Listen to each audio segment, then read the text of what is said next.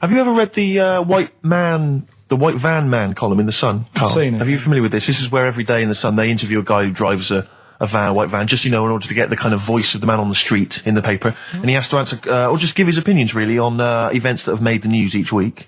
There have been huge rises in street crime, especially muggings and carjackings. What's your view there? More youth clubs are needed, aren't there? You think more youth clubs? I like that. No? Okay. No, I like that because it's so 1950s. Yeah, it's sort of like you want a bobby on the beat that'll clip you around the ear. So once they've come out of national service... Yeah! No, I love that. And if you find someone smoking a wood bomb, you make them smoke 50. Yeah, exactly. Oh, this is great. That is great. Did you used to go to youth clubs? Yeah. And they kept you out of trouble? You used to get into a fight afterwards when you came out. But for the sort of hour and a half you were there? You had a bit of pool and some boxing and a bit of pop. Yeah. So more youth clubs, that's good. I love him. I love him. If you're at home, just make notes, because this is brilliant stuff. Honestly, you won't hear more honest, from the heart stuff opinions than this. This is great. Go on. This is not pre-planned. These are your direct responses now. I promise you, Karl did not know what we were going to do. He never knows what we're going to do, and he always answers honestly. That is the beauty of Karl. It's not an act. What is your view, Karl, on New York's former mayor becoming Sir Rudy Giuliani? Sir Rudy Giuliani. Is he happy with it? He appears to be pleased with it. Let it go ahead. Fair enough. Okay. Go ahead. Oh, he's genius. Okay. Is he happy with it? He's like your nan. Yeah. What do you make of a cat that's been cloned in a secret 2.5 million research project? To find out what? If they can clone cats, yeah. Have they had to hurt it? Sorry? Have they had to sort of hurt it to do that? Have they had to hurt it? Yeah, or is it just scraping its tongue for some stuff? I think the cat's fine. The point is that they're cloning another creature, which is potentially very dangerous. Have you seen that film where they bring Hitler back? That cat. What if that cat turned out to be a world dictator? Exactly. What do you reckon of cloning generally, Karl? You concerned about it? Well, they're cloning for organs, they just grow them for the, Do you know what cloning means? Yeah, it's when you, make something else that's the same, isn't it? Right. Yeah, I mean, it's not going to do any harm. Okay. And finally... When you're on the World Council. Yeah. Finally, what do you make of some city workers who were caught bonking in the glass lifts of the Lloyd's building? What do I make of it? Yeah. Is that a problem for you? Do you think that's unprofessional? Was it the lunch break or...? I think it was lunch break. It was their own... All right. It's their own time, I think, fair enough. It only takes 45 seconds to go from the bottom to the top. Is that a problem? They moved quickly. They acted, on instinct. You think fair enough? If that's their natural instincts and they're both consenting, you think fine? Yeah. Okay. Yeah. Thanks very much, Karl. Thanks very much, Karl. Karl, we'll have more of Karl's world-weary opinions next time on the show. Yeah. Now it's time for White Van Man. White Van Man. Yes, for those that don't buy The Sun, they think it's beneath them. White Van Man is a column they have, I think, every day, actually, and they just get sort of some, Joe Public to kind of comment on the week's news. Just seems to me, that it might be interesting to get Karl's views on some of the big events. Not because we think that Karl hasn't got a valid sort of viewpoint. No. Because Karl sees the world differently to some people, that's all, and that's what's interesting. Like an artist does, or Exactly, yeah. He's very bohemian in his outlook. Yeah. Do you feel that you're up to scratch on this week's news? I don't like this bit. Do you? No, just relax. Why not? It's pressure. No, because you just have to give us your first opinions. For your honest answer, that's all we've ever asked of you, Karl, and it's all you've ever given us. Your honest, your first from the heart view, yeah? Don't worry, just relax. Just chill in. Are you worried that people are listening and thinking you're an idiot? If my girlfriend's listening now, go and have a wash or something. Go and have a wash. Not very nice, is it? Is it the opposite of Napoleon and Josephine? Yeah, go on. If you're going to visit me again, Josephine, for Christ's sake, wash. Well, I'll ease you in with something fairly easy, a music-based question. Kylie Minogue versus Dido as Queen of the Brits. What's your view there? Go and have a wash. It doesn't really matter, does it? It doesn't really matter. What doesn't really matter? With the Brits. I was watching it the other night, and I think Kylie will be a good-looking old woman. Do you ever do that? Sort of Steve, I want to celebrate with you. Every time he opens his mouth and says something like that, I want us to open a bottle of champagne. I know what you mean. Do you know what I mean? It's sort of like we did that. Yes. No, do you ever do that, though? Look at people, and another person who springs to mind, Jenny Powell. I don't think she's that good-looking now. Who's Jenny Powell? Is she that girl that used to be the assistant on Wheel of Fortune? Yeah, I think she's a bit over the top for a young woman. But when she gets older, I think she'll be a bit of a stunner. Okay. So for you, Kylie, whereas you don't feel that about Dido, is that right? She's alright, she's normal. I prefer Kylie's sister to Kylie. She Okay. looks, I can imagine her being hard work to live with and Who, Kylie? not Right. doing washing up and that. And Right, sure. being a bit fussy. Okay. And what do you make of taxes rising in the next budget to pay for NHS improvements? Well, my dad went to hospital to have an operation once, Yeah. so I feel like it's worth paying it because I've got something. Because people might have to go to hospital. Yeah. Yeah. But it makes a change when it's someone in your family, doesn't it? Yeah. Because you sort of realise. Yeah, it changes as good as the rest. And the weird thing is, if it weren't for my dad, I wouldn't be here doing this show because when he was in hospital. Well, no, I'll stop you there. Yeah. To be honest, that's all you need to know. You wouldn't be here, true, but no. But No, because this was after I was born. So I would be here. But for his more direct involvement was what? Yeah, because when my mum was seeing my dad in the hospital, I got a bit bored, went for a wander, found the hospital radio station, Yeah. and got a gig. Really? So in a real sense, if it wasn't for Karl's dad, Karl wouldn't be here. And did your dad, like, while he was listening to you, did he, like, sort of tap the nurse and go, can you get that twat off the air? Who's put him in that? Yeah. Oh, go on. Okay, what do you make of the real-life Mowgli who's surviving in a Transylvanian countryside? Apparently, I don't know much about this story. I don't know. You know Mowgli, he's the guy He's from the the Jungle Book. Yeah. The little kid that grew up with bears and animals and stuff. Apparently there's a real-life one in Transylvania. What were the things in Gremlins? What were the what? Like, in Gremlins they were... Wait. Okay, this is an example. This is what your girlfriend said. Think. What were the things in Gremlins called?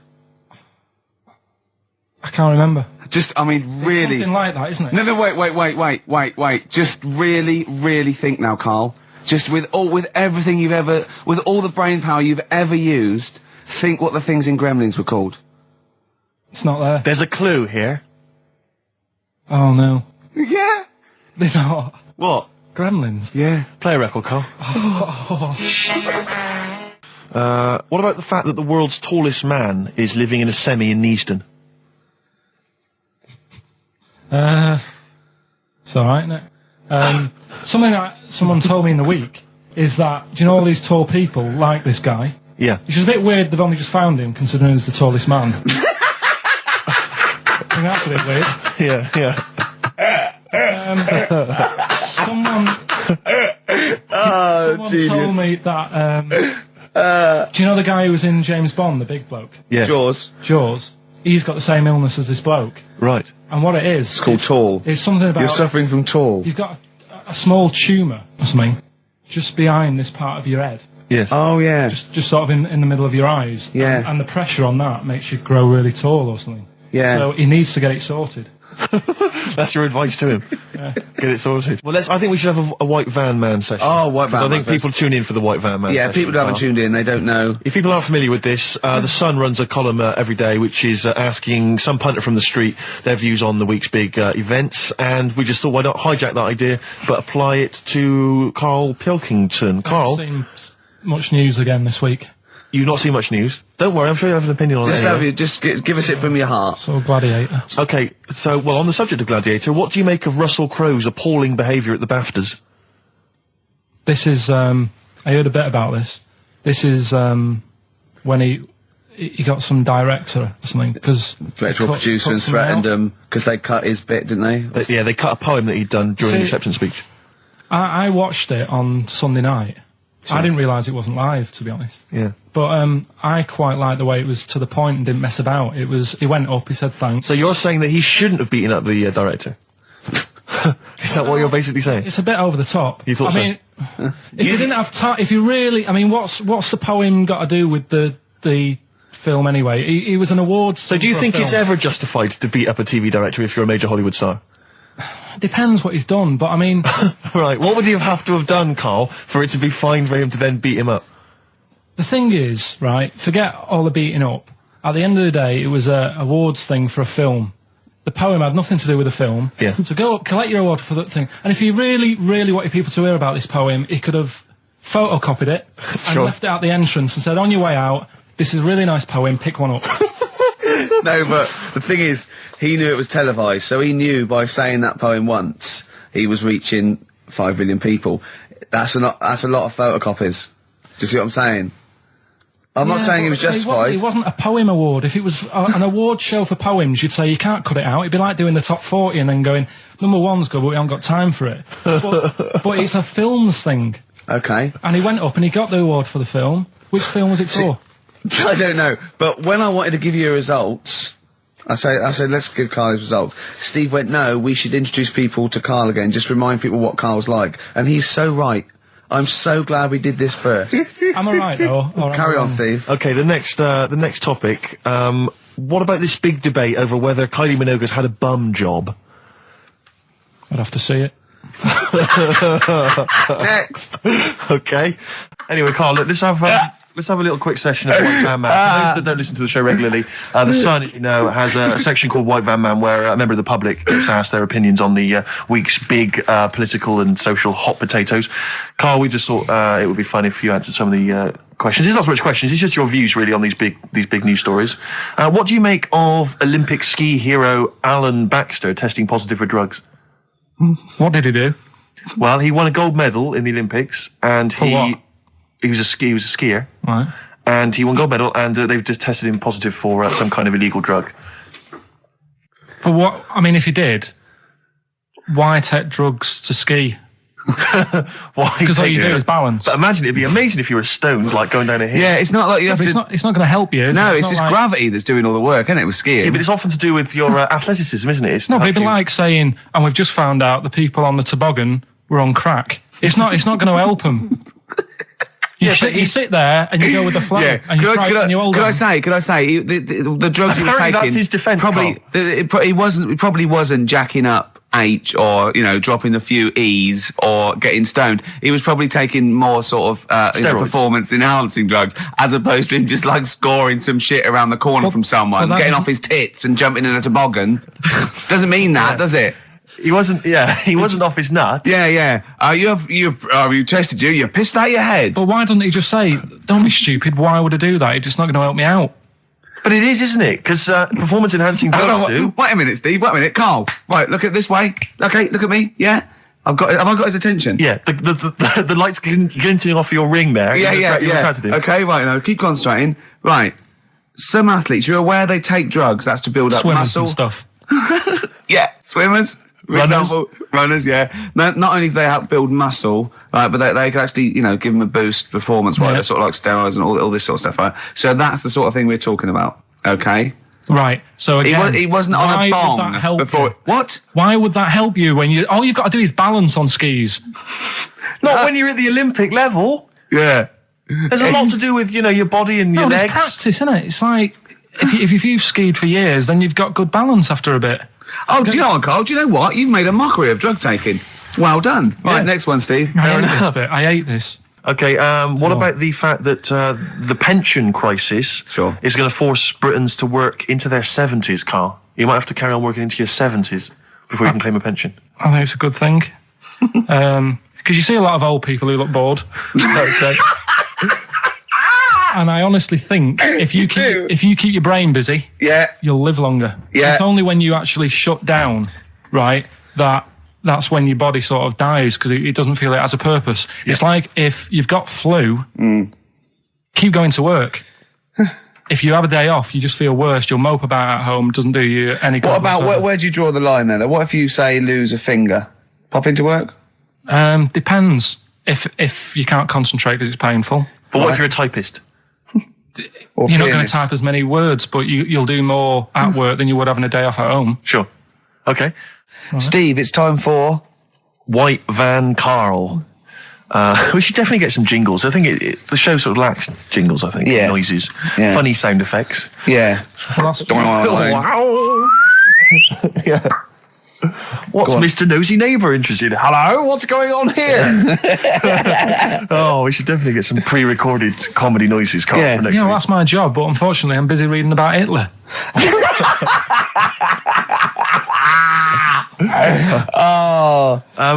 For those that don't No, not familiar with this feature. Basically, The Sun runs a White Van Man column where it asks just people who, every men and women, their views on news stories from the week. And we decided we'd just ask Karl his opinion on some of the same issues.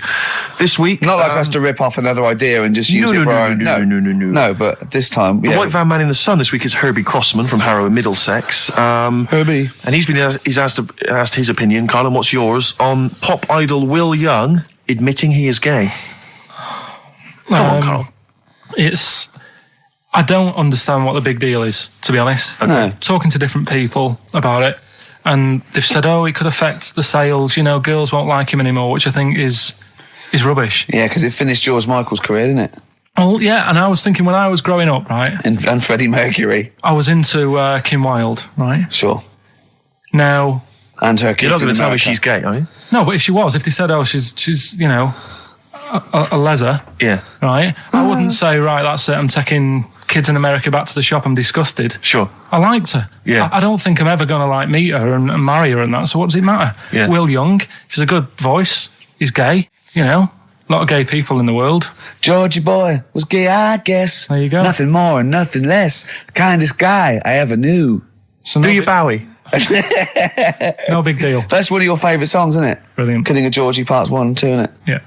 Okay, what do you say to the fact that a judge has decided that we, the general public, have a right to know about stars' flings? Basically, this is an excuse. This is basically saying, should papers be allowed to print tittle-tattle about celebrities? Oh, this is... Providing it's proven true. Oh, this is something about, isn't it, a Division 1 football or something? It's definitely had Premiership football as an affair. And it is true, but he's trying to keep privacy. And the judge said, well, it's not for us to censor the press over things that are true.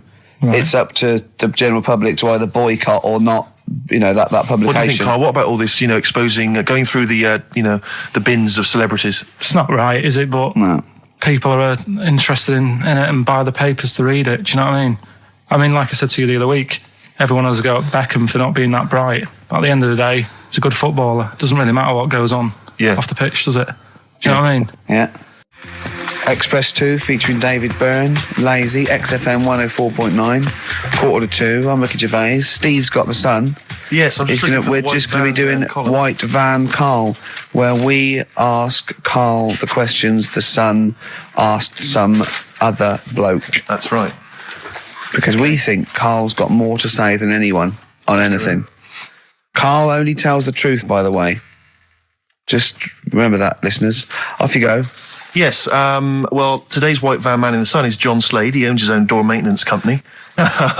His answers are very informative, I have to say. But Karl, what do you make of the Channel 4 producer, aged 30, who duped a school into believing he was a teenager for a documentary? Are you familiar with this story? No, go on. Well, basically, a 30-year-old guy kind of fooled the school into thinking he was a pupil for a secret documentary. The school's outraged. Do you think that that's, for you, should anything go when it comes to making TV? I think I've said to you before, there's loads of kids at my school. I remember being in the first year, and kids who, what year do schools go up to? I was in the first year. What is it? 11. 5? Oh, sorry, first year of infants and juniors. No, secondary school. 11. Right, year 11. Kids have beards and stuff. No, not year 11. They're 11 when they first go to secondary school. Right. Well, I'm 11. The kids at the older end. Well, there's a fifth form, and then there's you can leave when you're 16, I think, can't you now? Right. Well, kids who were 16 looked old. They did have beards. I remember going there and thinking some of them were teachers. I think he's answered that. Next one. What's the next one? Tattoos and everything. I think they're kids in the earlier years even. What do you make of the fact that Mariah Carey's £38 million payoff has cost EMI staff their jobs, and we're talking 1,800 EMI staff who have lost their jobs? What do you think of that? Yeah, I mean, is that silly money, Mariah Carey, on 38 million? She doesn't need that much. She doesn't need that much. She has to dress nice, though. It's not her fault. I'd say it's bad business. Okay. Because EMI, did you say? Yes. Right. They've got rid of them staff. Yeah. Mariah Carey's left. Who's going to do the work? do you think Mariah should come back and do some temping? Well, they should have got a loan and paid her. Okay. Do you know what I mean? Vicious circle, that. Right. You've done a business degree, have you? Commerce. You did commerce. Where did you do that? What did you do with that? At school, I'd learned how to fill out a cheque, pay a bill, and I think I had a trip round Kellogg's. Did you get an O level or a GCSE? We know he didn't. You know, but was there a commerce exam or was it just a division of maths? Remember. What did he fill out a check? Was it a subset of maths? It was an option. It was like if you want to do it, you can. What was it? Fill out a check. Pay a bill. Have a visit round Kellogg's, and I saw my sister's boyfriend there at the time. He sorted me out with some variety packs. Really? What was in them? You know, Rice Krispies and good stuff. Cocoa Pops. Space Dust or whatever it is. Space Dust. So, sorry, that wasn't Ken Dodd, no. No. That was someone else, was it? That was an aunt. That wasn't Special K. Oh, dear. What about this then? Home Secretary David Blunkett admits that muggers rule some streets. Weird this, because when I was out with you... I don't believe it's going to be weird, whatever you say, Karl. No, when we were in that pub that night and we got talking about muggers and that, the tip is what I tend to do, because I nearly got mugged once. You nearly got mugged once? I nearly got mugged. Yeah. But I tried this technique of acting a bit mental. Right, and how did you act mental? Well, this guy wanted me trainers. And I was in Piccadilly Gardens in Manchester. It was quite late one night. Mm-hmm. And he come up, he said, I want them trainers. I said, you want them? I said, I worked hard for these. I said, how dare you come to me asking? And I got a bit livid. And he looked at me like, oh my God, he's got a right one here. And he left me. Were you acting mental or were you just mental? No, I put it on a bit. Were you not petrified though? Well, you don't think about it, do you, when you're sort of in the eyes of danger? Well, not you. Clearly, you're a brave man. So, what did you say? I just went a bit mad. I just kind of, because he said he wanted the trainers and they were dear ones at the time, and I just said, no, you're not having these. So I've crafted you. I said I wanted these trainers. Yeah. And went on to tell him how I work at printers and I don't enjoy it, and I put in all these hours and that, and I have to cycle home for about 5 miles. And did he give you his trainers? Yeah. Did he have a knife? I just left. No, it didn't get that. Didn't get that violent. Well, that's very brave of you, Karl. Yeah, it's good. That's good advice, though. Just act mental. See, Watts actually tried it the other night. Oh, Liza Minnelli? Yeah. Well, she said, I've worked hard for these diamonds. Yeah. Not easy being the daughter of Judy Garland. You don't know what it's like. You know a lot about paying bills and writing out checks. Yeah. Tell us about Kellogg's. What was it like? What was in the factory? Was it just like squashing bits of corn? Pretty boring, really. Just loads of conveyor belts, boxes of cornflakes everywhere. Just what you imagine. Yeah. So is it more, this is where you might be working? This is where you're likely to work? Possibly. There was 2 trips. There was that and the trip to Manchester Evening News. Okay. And I left that early because I had a job in Cordon Bleu. In Kellogg's? Cordon Bleu, what's that? It's like a supermarket. Yeah? And I had to leave the trip early, and the teacher went mad saying they'd thought I'd got lost on the, in the building and stuff. What, you didn't tell anyone? No, because it was like day 2 of working in this supermarket, and I couldn't be late. I thought by the time I explain where I've got to go and everything, I'll be even later. Sure. So I just left, and then apparently they were searching the building and everything for me. Oh, where? Stuck in a printer. Don't know. Stuck in a printer? I don't know. What was the printer's name? You worked at a supermarket called Cordon Bleu. Yeah. Cordon Bleu! Brilliant. That's great, isn't it? It's rubbish. Oh. Got sacked. What did you get sacked for? Messing about in a... back in the car park round the back. Yeah. Right, there was a grid, and all the concrete had gone funny, so when it rains, you got like a big lake. Oh, yeah. Right? And I got in, do you know those big metal trolleys you get to like put all the food in while Oh, yeah. And I got in one of them and pushed myself out into this lake. Of cement? No, water. It was full of water because it'd been raining. Right. And I got stuck in the middle, right? And the boss was like, where's Karl? He's meant to be doing, facing up the beans. And I was like... You were stranded in a lake. So someone said, I saw him messing about out the back. He came out and saw me stuck in the middle of this lake in a trolley. And he said, get back in. I said, would you say, no, I'm filming sharks? I said, it's too deep. I can't get out. You'll have to pass me something. And he said, I'm not passing you nothing. He said, you can get out of there and walk through it. I said, I'm not. I've got my trainers on, probably the same ones. Yeah, you've risked your life for them. Yeah. I said, I'm not getting these wet. He said, what are you going to do? I said, I'm going to wait for the water to go down the grid. He said, the grid's blocked. Now get out or you're sacked. I said, well, I'm not getting out. He said, right, you're sacked. Right, well, it's time for White Van Man, which is where we ask Karl the questions that the Sun asks someone else. Exactly. It's an article in there where they ask them, typical man on the street, the big questions of the day, gives them their platform to the nation, and we think this is just too good to let out because we only care about one person's opinion in the country now. That's true enough. He's the K-man, and there he is. Right. What do you make of New York's ex-police chief saying we need more bobbies on the beat? He's come over here. He's the guy that sorted out crime in New York City. He's come over. He said you're going all over the place here. You need more bobbies on the beat, more policemen, a visible police presence. There was something last week about some copper in London who was sat on a bench. And he was asleep or something. Oh, yeah. And people were like outraged because he should be looking after, England's people, not nodding off on a park bench. Which is a bit daft because they were shouting he should be looking after England's people. Was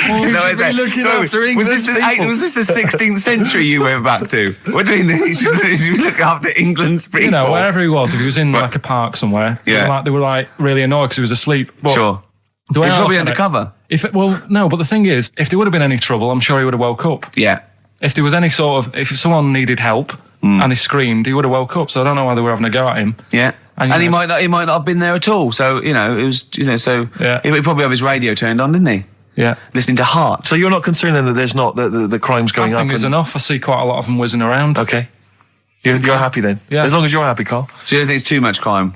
No. Just the right amount of crime? Yeah. What about the fact that new gambling laws give Blackpool the green light to become a British Las Vegas? What do you make of that? Are you a gambler? Little bit when I go on holiday, like going in the arcade and having a little flutter. Sure. What's your favourite? I have a go on the fruit machines. Yeah. There's a good one called The Simpsons. Right. Is that your favourite? Yeah, it's quite good. Is that a tie-in with the TV show The Simpsons? Yeah. Okay.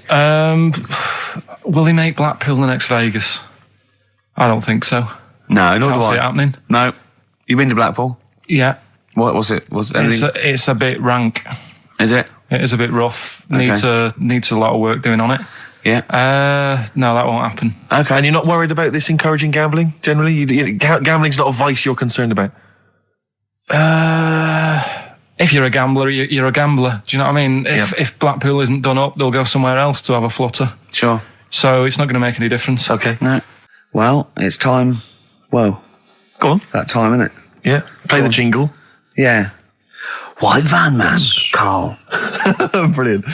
Recorded at great expense, that jingle. Yeah. This is where we just hijack an idea from The Sun, which is White Van Man, where The Sun asks, in this instance, a cabbie by the look of it. Oh no, a fruit and veg shop owner.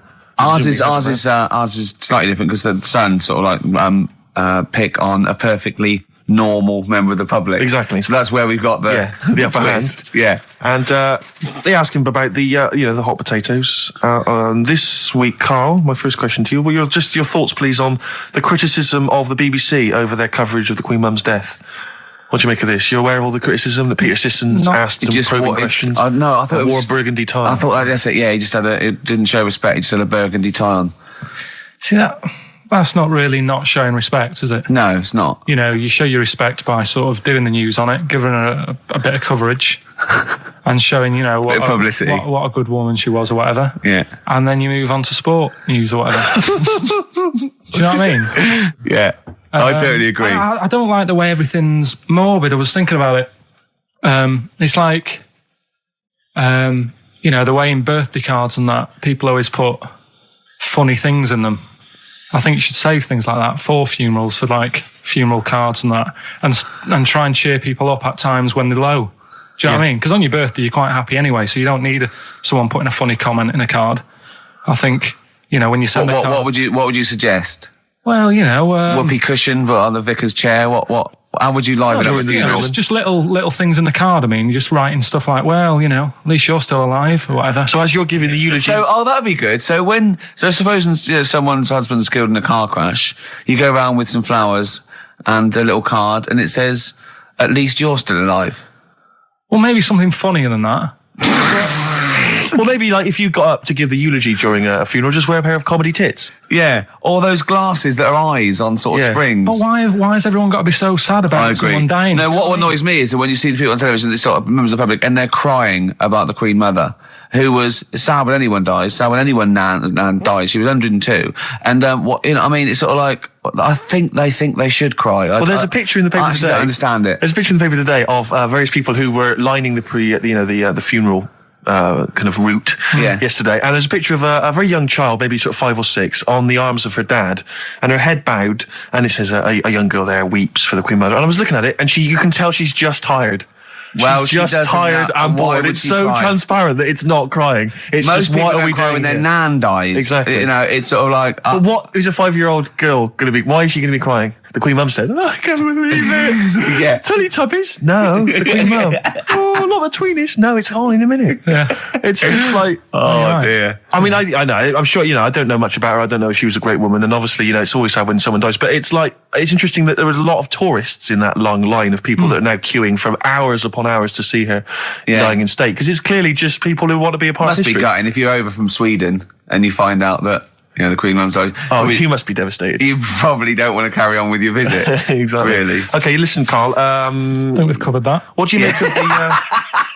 What do you make of the first genetically modified baby? Oh, are you worried about this? Do you know what did they do? What? Let me see what it says here. Isn't it just choosing the eye colour? Well, this is the concern, isn't it? That in the future you'll be able to decide whether it's a boy or a girl, how intelligent it is, what it looks like, is it handsome, is it ugly? Obviously, no one will choose an ugly baby, and so on and so on and so on. And so it means that where will it lead? Where will it end, Karl? Are you concerned? I've thought about this a lot. What will us three look like in the future if they're being, genetically modified, beautiful people? What will we be like? How will we be considered in society? True, yeah. But we've talked about this before, haven't we? About the cloning thing. Yeah, that's a bit weird. Yeah. But I don't think it matters, because at the end of the day, right, you might look like some other kid, but it's the way you brought up that will change your features and the way you are, your personality. If you lie, you get a long nose, don't you? Well, no, but listen, right, because I remember when we, I was growing up on this estate. This is going to be good. Go on. No, it's not. It's just an example of how this doesn't work. Go on. So we don't need to worry, sort of thing. Sure. Right? Okay. So I'm growing up on this estate, and there was this woman about 4 houses down, right, who's a bit rough. All right. Didn't fancy her. Oh God, no. Right, but she had a baby. Well, tell me about her first. I'm interested in this woman. Why was she? It was a very... Was it like being a man in a dress? I mean, I didn't grow up in a posh house or anything. And I'm not saying that if you live in a bit of a rough house, you're a bad person. What did she look like? But anyone can tattoos? Clean up. Looked like Tony Green with a fag on. They didn't clean up much, right? Oh. Which, even if you've not got a lot of money, you can still try and make the place look nice. Yeah. Right? But she didn't. And a kid used to take a horse into the house. Sorry. Whoa, Neddy. What do you mean a kid used to take a horse into the house? Where did they get a horse? Must have nicked it from somewhere. Must have done. You've seen a horse doing it? No. What, is that from outside the saloon round the corner? Yeah, was it just tied up with a bit of leather? Right. Oh, that's great. Did Big Jake come looking for it? I'd been out. Oh. Sorry, let me get this. This was before the lynching stopped or after. Where did he get a horse from? What do you mean he must have nicked it? His mum said, where'd you get that from? I bought it. All right then, but keep it out of the kitchen. I don't want you going cattling rustling. Where did he get a horse from, Karl? And how long did he have it for? Was he leading it or riding it? Mum, open the door, I can't stop. I can't stop it. Open the patio door as well. Looks like we got us a runaway. What do you mean? I don't know, but the thing is they couldn't afford to buy one because they're not cheap. So I'm just guessing. Maybe that's wrong of me. But I think... He had a horse? Yeah, right. So that's why the family didn't have any money. They'd spend it on the horse. No, exactly. That's what I'm saying. I don't think they would have bought it. So anyway... Yeah, it's wise to whisper, Karl, in case they're listening. Yeah. And they could be in the room next door. It's not buying it, it's keeping it as well. Oh, so I was like in the car with my dad coming into the avenue, and you used to have to drive down it to turn round and sort of go back to our house. You had the traditional method of transport, and the horse was in the lounge, reading a paper, just like walking around. What? And when I was doing, I tried to earn myself some money once by flogging little flowers in plastic cups. What? This is genius. It just keeps coming. What do you mean you're trying to flog little flowers? What do you mean? Wait. Let's play a record. Let's play a record and come back to this, because the story's going to just unravel and unravel. It's going to go on for hours. Let's play a track, deeper Karl. and deeper. It's like an onion, isn't it? We've created a whole world here where there's a man living with a horse. Just walking around the lounge. I come from the West Country. I've never heard anything like that. I just think of a big sort of like orange carpet and a rediffusion telly and this horse going, I'm fed up in here. Exactly. This is really... I am not taking the rubbish out again. Yeah. Right, play a record. Let's have Velvet Underground. We've got that lined up. Oh, yeah, the classic from the first album. I'm Waiting for the Man. Let's come back to the horse in a second. Little flowers in pots. What do you mean? Well, that bootleg's going under the name of Nothing, Miss Jackson, I think, by Meats and Poultry. So there you go. I do love these bootleg things because they're so pointless, but they're so enjoyable. Yeah, it's great. It's fun to do. Yeah, exactly. Yeah, really good fun. They're great. But not as much fun as White Van, Karl. White Van, Karl, absolutely. Do you want to explain the premise?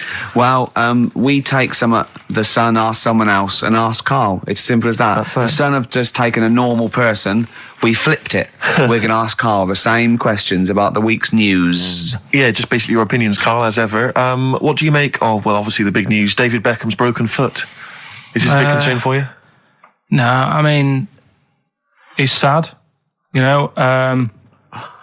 He's sadder for him more than anyone because, you know, to like be in the World Cup is like the main thing for him, isn't it? Yeah.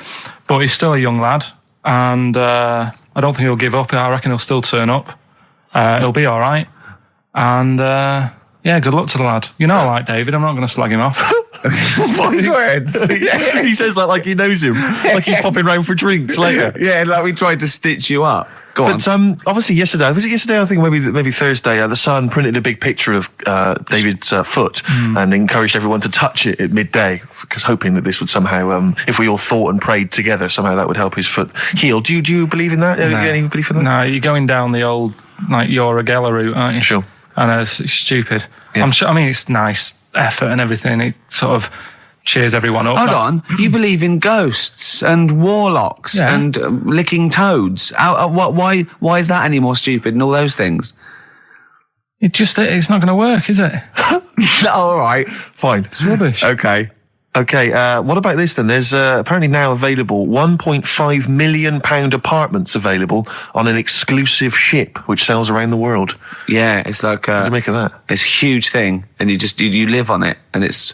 I mean, in theory... How big is it? It's mental. Do you know it's like a town centre. Do you know how like people said that the Titanic was the biggest ship? Was that only then? They've got bigger ones now, haven't they? Yeah. A lot bigger. Oil tankers are much bigger, and... Yeah. No, but actual liners are bigger. Yeah. It was the biggest then. Yeah. Because my mum told me that there was one that was that big that it had like rough areas on it.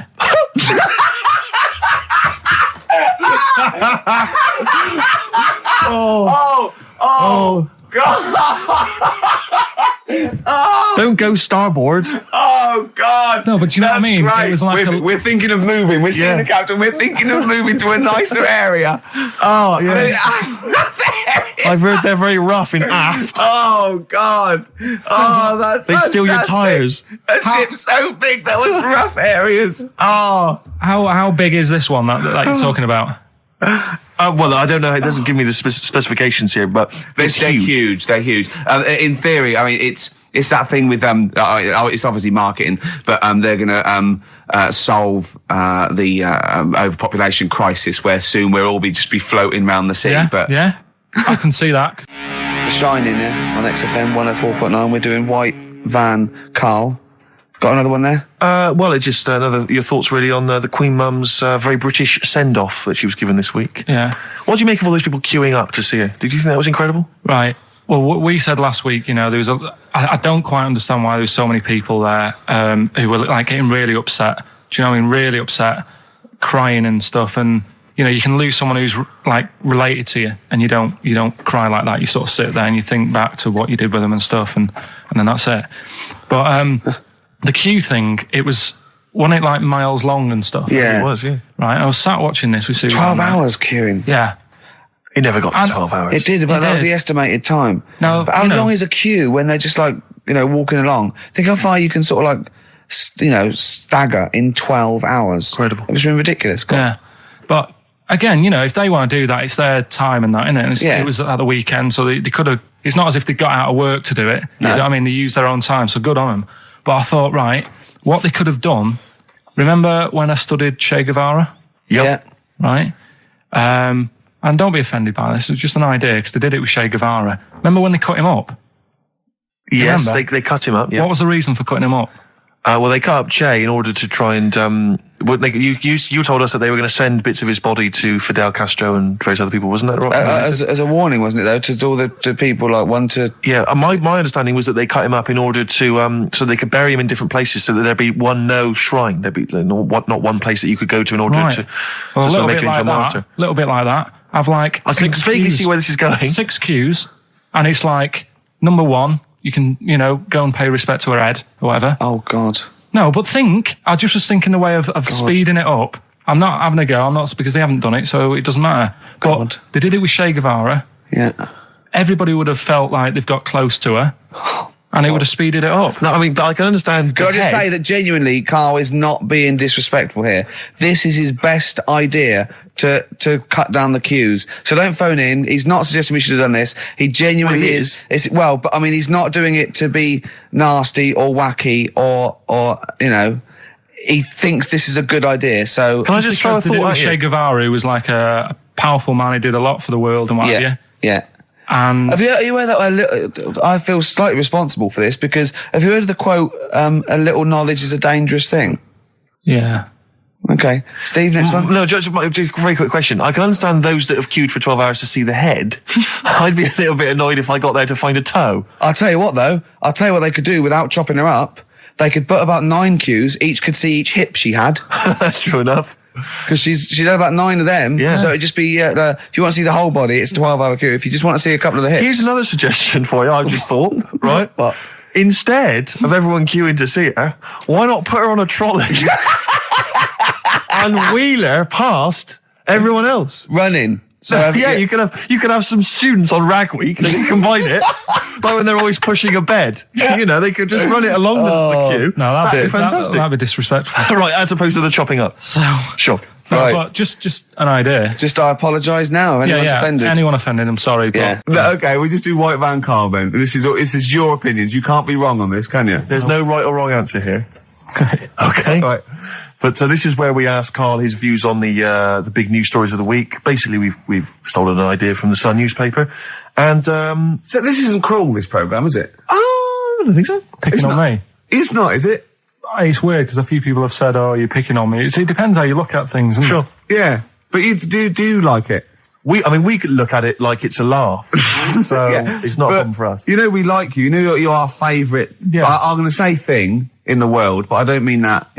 In a derogatory way. No, I'm cool with it. Yeah? Yeah. Right.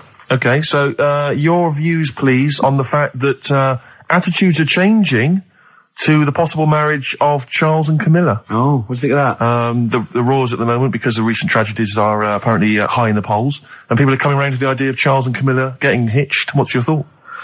Whatever, really. I mean, if they're happy with it. The thing that comes out of it most is it just goes to show, right, that there is someone for everyone. Just because, I mean, no disrespect to Camilla, I'm not a good-looking person either, but she isn't a stunner, and yet she's gone and picked up a royal. Right? Yeah. So I think it's good for things like that to happen, because it cheers you up. Do you know what I mean? Gives you a bit of hope. Thanks, Karl. So, yeah, it's good. If they're happy. If anyone's happy, it's a good story, isn't it? Yeah. You know what I mean? Yeah. He's had a bit of bad luck. And now he's got someone else in his life. So. While he's doing this, I'm just doing a list of questions to ask him what he thinks of things in the world. Okay. Is that all right? Yeah, no problem. No problem. Okay, what about this then? Are you disappointed by the nation that a third of us are apparently unaware of St. George's Day? 23rd. Is St. George's Day the one with the snakes that we've talked about? No, that's... Are you one of that third, do you think? St. George is the patron saint of England who killed the dragon. Yeah, I mean, there's too many of these days, isn't there? That's the problem. If you make it a bit more special, like Christmas, so you buy presents and that for each other, then people will remember it. But there's so many of these days with Easter and Pancake Tuesday and all that. So it's not surprising. I think as time goes on, we'll find that a lot of these days will just disappear because, people are busy. There'll be new ones, won't there? Right.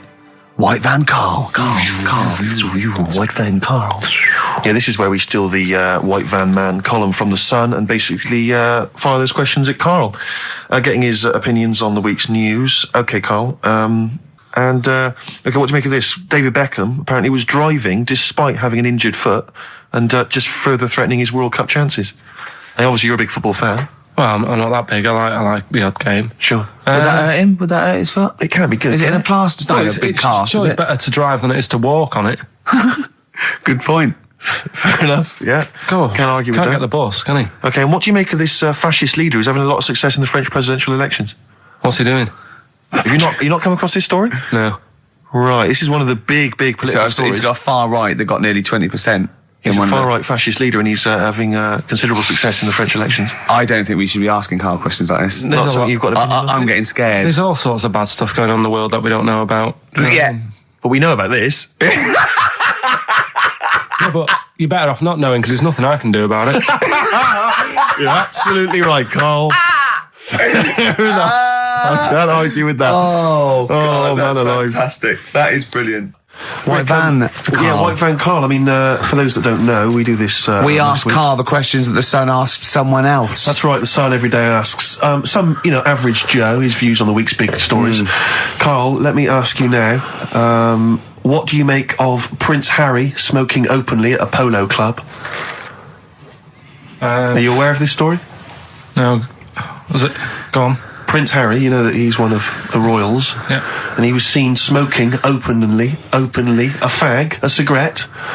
A polo third in line to the throne. Something like that, yeah. Imagine that. Someone smoking a cigarette is third in line to the throne. A cigarette, Karl. Is it a non-smoking polo club? Do you know, I don't know, but if it were, would that make things even worse for you? Well, no, seriously, what do you make of it? This is, the whole, the furore is he's a role model, he's a royal. Should he be seen puffing away in a public place? I don't think it matters, does it? Not a concern for you? How old is he? Is he old enough to smoke? I think he probably is, yes. Right, yeah. Well, I think the trouble with this role model thing, with anything that's legal, it should either be illegal or not. Yeah. I just don't think you can impose things like that, because you could say that it is bad for you, and it is bad to start smoking, and it really is bad for you, it causes cancer and everything. But everyone knows that, don't they? Well, yeah, but you should either make it illegal or shut up about it. So this is Karl you're asking, isn't it? I am indeed. Sorry, so we can throw these questions your way as well if you fancy. Sorry, yeah. But it doesn't matter. But Karl, what are your views generally? I mean, obviously cigarettes are perfectly legal and so on, but what about stronger narcotics? Because I know you're very scared of drugs and stuff, aren't you? I'm not a fan. No, what's your concern? What's your worry? Just that you might get into them. It's like you might have them and go, oh, this is all right. Exactly, Karl. Yeah. Exactly. Although I was talking to you about it earlier, and you weren't very sympathetic about a lot of young people who have perhaps gone to crack or smack. You didn't you describe it as their own fault? Sometimes it is, isn't it? Yeah. I mean, I could have turned to it where I grew up, but I said, well, don't want to do that, it's not good for you. Sure. And I avoided it. You turned to ghosts. So you've got no sympathy for anyone who's a drug addict?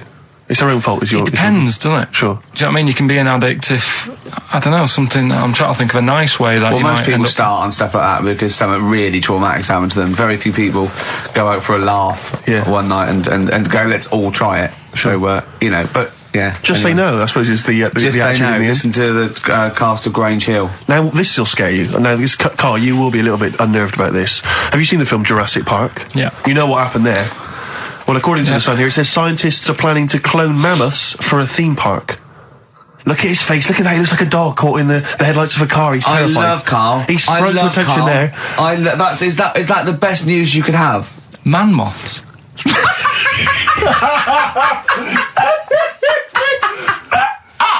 Right, yeah, man moths. I love the fact that that's why he was so excited that they bred a man moth.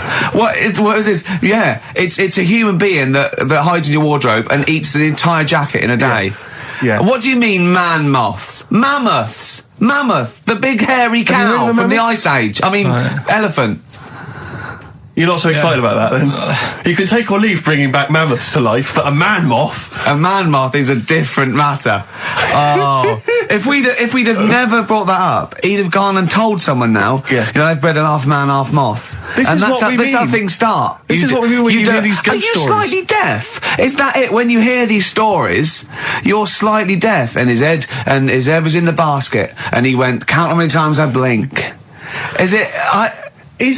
Karl, is English your first language? Are you actually foreign? Is that the thing? Yeah. Should we speak when we say foreign, we mean not of this planet. Yeah. Should we speak slower? Would that be a help to you? No. Go on. Next what do you make of that? Do you think that's good? Would you think to bring back mammoths? Prehistoric animals? These giant elephants. They're slow, aren't they? It's not as if they're going to like get out and run fast and they can't capture them. They'd probably be a fence, to be honest, Karl. They'd probably be a fence. No, but you're asking it as if like, it could all go wrong, but it couldn't, could it? Well, really? but the point was about Jurassic Park is they thought it wouldn't go wrong. They thought they had it all under control. Have you learned nothing from Jurassic Park, Karl? Dinosaurs would say, think about it before you do it. But with a airy elephant, it's not going to... Not a concern for you? Would you go along to see him? Would you be interested in that? If it was in the area. He's great, isn't he? I'd love a queue. Nothing right? impresses No, him. but what I'd like to do is Karl sitting like Yoda in a little cave, and I'd just like to see people like Tony Blair and Stephen Hawking in a queue, and they go and say, "Karl, got a bit of a problem." And thinking of cloning a man and a moth. Problem? Not an issue. No, if I'm in the area, I might cruise around and have a look at it. Otherwise, just don't send it near my clothes. Oh, that's fantastic. So it's just for a second. As the words "man moth" came into your head, how excited were you? I mean, were you both terrified and excited? For the moment when you thought that they'd cloned a man and a moth? I pictured... what kind of face did he have? Did he have the moth's head, or was it a man's head? Just a little man head. Right, what was his face? What did it look like? He just was like a bit shocked. Perplexed, yeah. So it was like he'd been grafted onto the body of a moth without his consent. And when he was asleep, he'd woken up. He just went in to have a goiter removed, and they said, "We've replaced your goiter with the body of a giant moth." Yeah, is that all right, Mr. Jenkins? So he had the head of a little. Was it a little boy or a man? Little man. Right. Okay. And he's just bumping into a lamp. Just bumping into a lamp. Karl, if you went into hospital and they'd done something, what's the worst thing they could do, right? What would you rather have done, right? You wake up and you've got lobster claws for hands. Right. You wake up and you've got duck's feet. Or you wake up and you've got one horn coming out of your head. The worst thing? Yeah.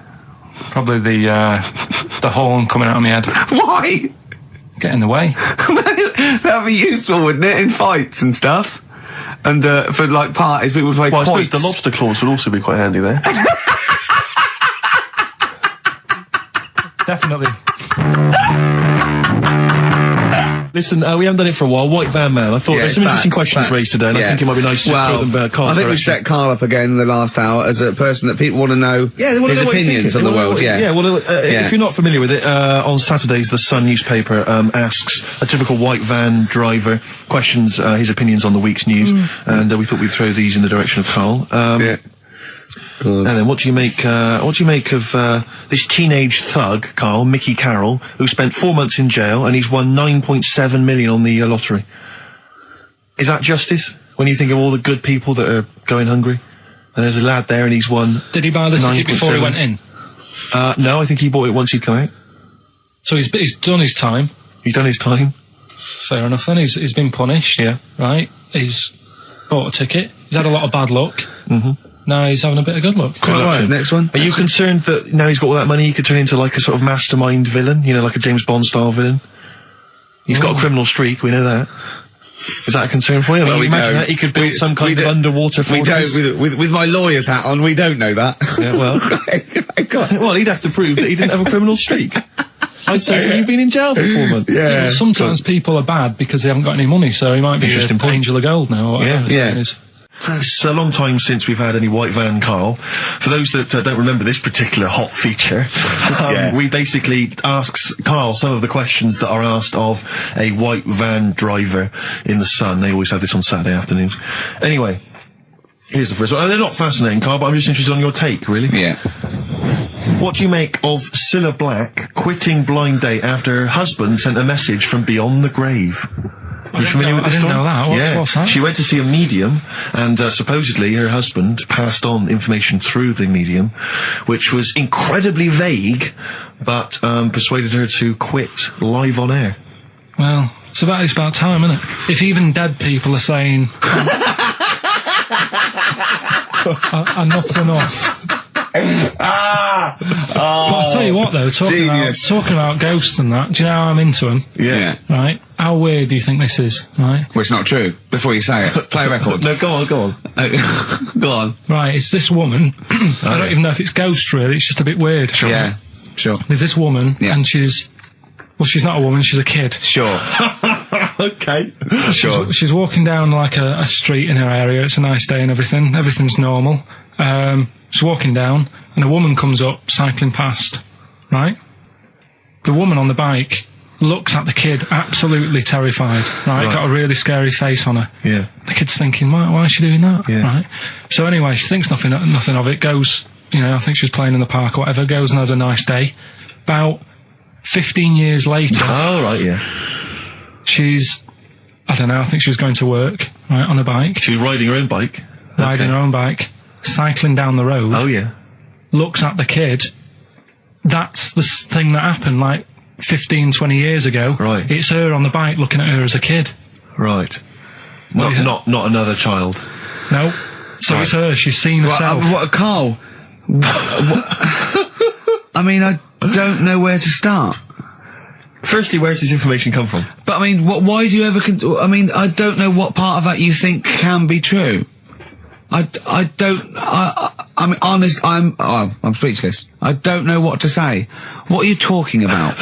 Bit weird, though, isn't it? But it's not true. It didn't happen. Nothing happened like that. She said it did. Well, she's wrong. She said she saw herself. She saw herself as a kid, didn't she? Did she carry on riding as an adult when she was a kid. Did she stop and talk to herself, or did she ride on by and think, that's a bit weird, there's me as an 8-year-old. I won't stop, I'll be late for work. Yeah, if I'm late again, the boss said he'd be in trouble. Yeah. Well, and where is this information? Did it happen to someone you know? No. You overheard it on the bus? No, it was in the 14 Times. We've had a lot of emails saying, could you bring back White Van Karl? Oh, yeah. Which is that section of the show where we ask the questions that the Sun asks someone else, random punters of Karl. But sadly, recently, they've got very politicised and very kind of, basically a little bit depressing. So there's not really anything appropriate. But I have trawled the papers looking for other questions posed in other sections of the Sun. Good idea. I was just looking here at the Dear Deirdre section, which is the sort of problem page. I don't know what your views are on this. I'd love to see Karl. Oh, God, can we get him a job? Just ask... Oh, my God, that would be amazing. Right?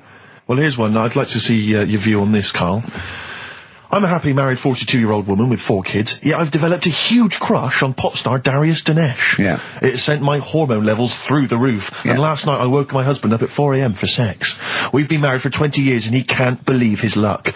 Recently I've been having... I want to go to I'll stop you there. Why are you telling me? Right, carry on, sorry.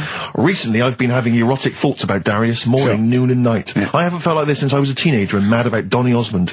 My husband is amazed at the change in me. We had sex twice last night and again this morning. Again? Why are you telling me this? Yeah, go on. He's just boasting. This is not a problem. It's not a problem. What's the problem? No problem, just wanted to tell someone. Thanks very much. I watched Darius on TV last night, and when my husband came home, I dragged him into the kitchen and we made mad, passionate love. Right, they did it then, twice last night, once this morning. That's 4 times.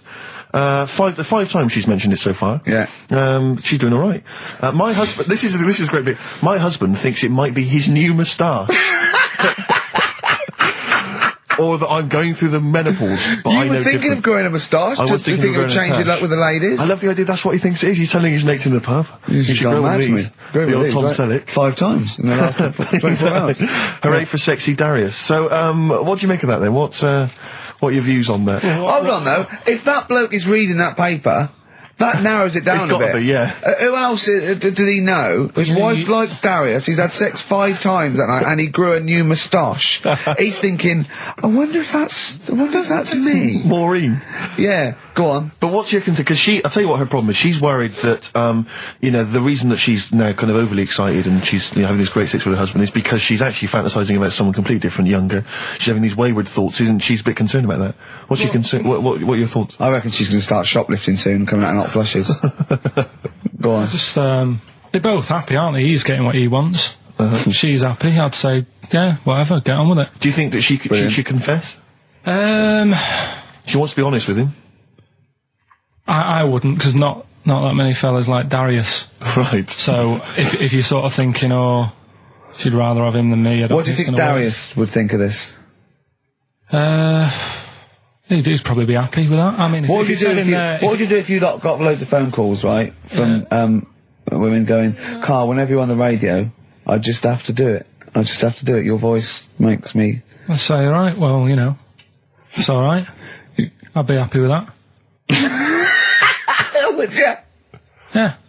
I mean, just in case anyone is doing that. What would you do to sort of like egg them on a little bit to help them out? What do you think? What sexy things would you say? What do you think is your quality? What do you think people would find, you know, pretty horny about you? Is it your sort of mank wine, do you think, that? Blur, Out of Time, on XFM 104.9, Ricky Gervais, with me, Steve Merchant, Karl Pilkington. Yeah. Steve's a bit quiet, he's got a bit of a sore throat. Oh, a bit of a sore throat. Murder. All week. It's been murder, Rick. We couldn't work all this week. I've been because off, sick. Steve's been in Bristol. Karl, you're not impressed? It's just, I don't understand why having a sore throat sort of... Oh, he's done you. Right, what if the sore throat was so painful it was like you've got broken glass and razor blades in your throat? You can hear now that I'm not even speaking from down in the throat, I'm speaking from the very top of it like that, so it sounds a bit weird. But you're right. What? Your hands are alright, aren't they? Yeah, but we talk when we're writing, don't we? I can barely talk. It was agony. I couldn't sleep because it was so painful. Even when I was just lying there, motionless, it was hurting. I just was surprised because we got back off holiday and called Ricky and said, alright, is Steve alright? And he said, he's had to go back home or something and he's stayed there because he's got a sore throat. Yeah. I didn't understand why you can't, like, just go home. I mean, how old are you? What? I don't understand why you've got to be at your mum and dad's when you're feeling I happened to be at my mum and dad's. Now I'm talking like you. When this sore throat really kicked in, so I thought I may as well stay and get a bit of the creature comforts of home. Do you know what I pictured though when he told me? See, my parents aren't like yours, Karl. Your father would have popped down to the phone box and maybe looked to see if there were any kind of throat lozenges. Strepsils. Yeah. Whereas my mum phones at the doctor first thing she can. I'm straight down there with my dad. They're snapping into action. They're trying to sort me out. It's a bit like that Ronnie Corbett thing, isn't it? Sorry. That sorry thing. You're right, Karl. Yes, you're absolutely right. He's just like that. Oh, no, it's just because you just went on holiday with your parents. Well, not with mine. No, with right. Suzanne's, and it won't be happening again. So, well, we'll have more about that a little bit later. Luckily we came in a few times, didn't we? We've been here since about 11:30, haven't we? Yeah, sorting stuff out. Doing a show. What, have you been squeezing his head, or? No, that's strictly between the hours of 1 and 3. We established that, okay. And I've kept the rules, haven't I? I did practice the grip in the week, didn't I? Yeah, just to see what method he was going to use today. Yeah. I came in, I did my back on Tuesday. I was sparring and I pulled my back and I was in agony and I had to get an emergency chiropractor out and sort it out. And I was on painkillers and I couldn't walk the next day, but I still came in and did a voiceover that was booked at 4:30, didn't I? I got Johnny to walk me in because I couldn't sit down, so I couldn't take a cab, but I could be upright and I got him to walk me in because I was scared someone was going to bump into me. And I did the voiceover. That's still the case, isn't it? Yeah, but... Right, I got back off holiday on the Tuesday, right? First day back was going to be on the Wednesday, right? So I thought, well, I'll take it easy, because you do that, don't you, when you've been on holiday? The first day, you just want to sort of... I don't, I'm straight back into it. Well, yeah, but it's nice too, do you know what I mean? Yeah. Just sort of look at your emails, go through all them, work out what people need and stuff. Sure. Doss around, yeah, sure.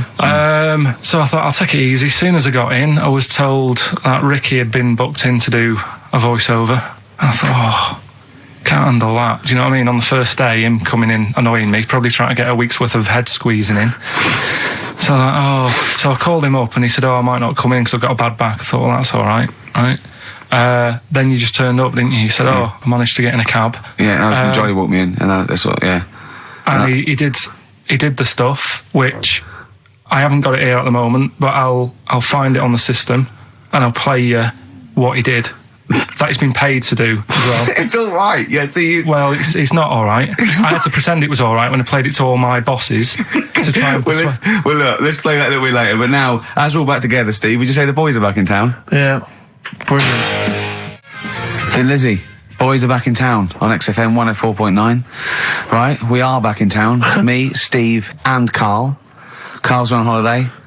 Steve's been living with his mother because he had a sore throat, and I've been hobbling around still trying to keep things going. Do you know why I think I was ill? Stress. I genuinely think it was stress. I think I'm analysing it. What do you think of that, Karl? But I'll tell you what it is. Look, think about it though. We live in London. We got the war, the threat of terrorist activity. That's where I live. I'm all right. Next one. We got SARS. One. Yeah, but you can walk to work. I got to travel on the tube. I came in this morning. I saw a Chinaman sneeze. I was terrified. S Club 7. They've split up. I mean, I worry about those sort of people. They're young kids. They're talented guys. I mean, they say they're going to be all right. I'm not sure Tina is. I'm not sure she's got the talent. So there's just so many elements that stress me out. I remember you were worried about hearsay. Well, Kim Marsh is doing all right. Well, Kim's doing fine, but she got out early. Yeah. But, I'm not sure the rest of them will be. I'm just... they're quite emotional. I've got to worry about the show. I've got to be worried about this, It's just me. I've never been that good when, anyone in the family's ill or anything. I've just got... Just because that's the way I am, do you know what I mean? If I'm ill, I don't expect people to run about. No, well, I've never been off for being ill. I mean, you were. A couple of weeks ago. But that's. But hang on, I've not missed either of the shows. I'm ill today, but I'm still here. You took I seem to remember you took a show off when you were ill. Yeah. You were whinging. I was really ill. Right, sure. I couldn't even walk to work though. Yeah. That's what I mean. Did you go to the doctors? No, I was too ill to get there. Right. That's how bad I was. Did you call a doctor out? No. Oh. Interesting.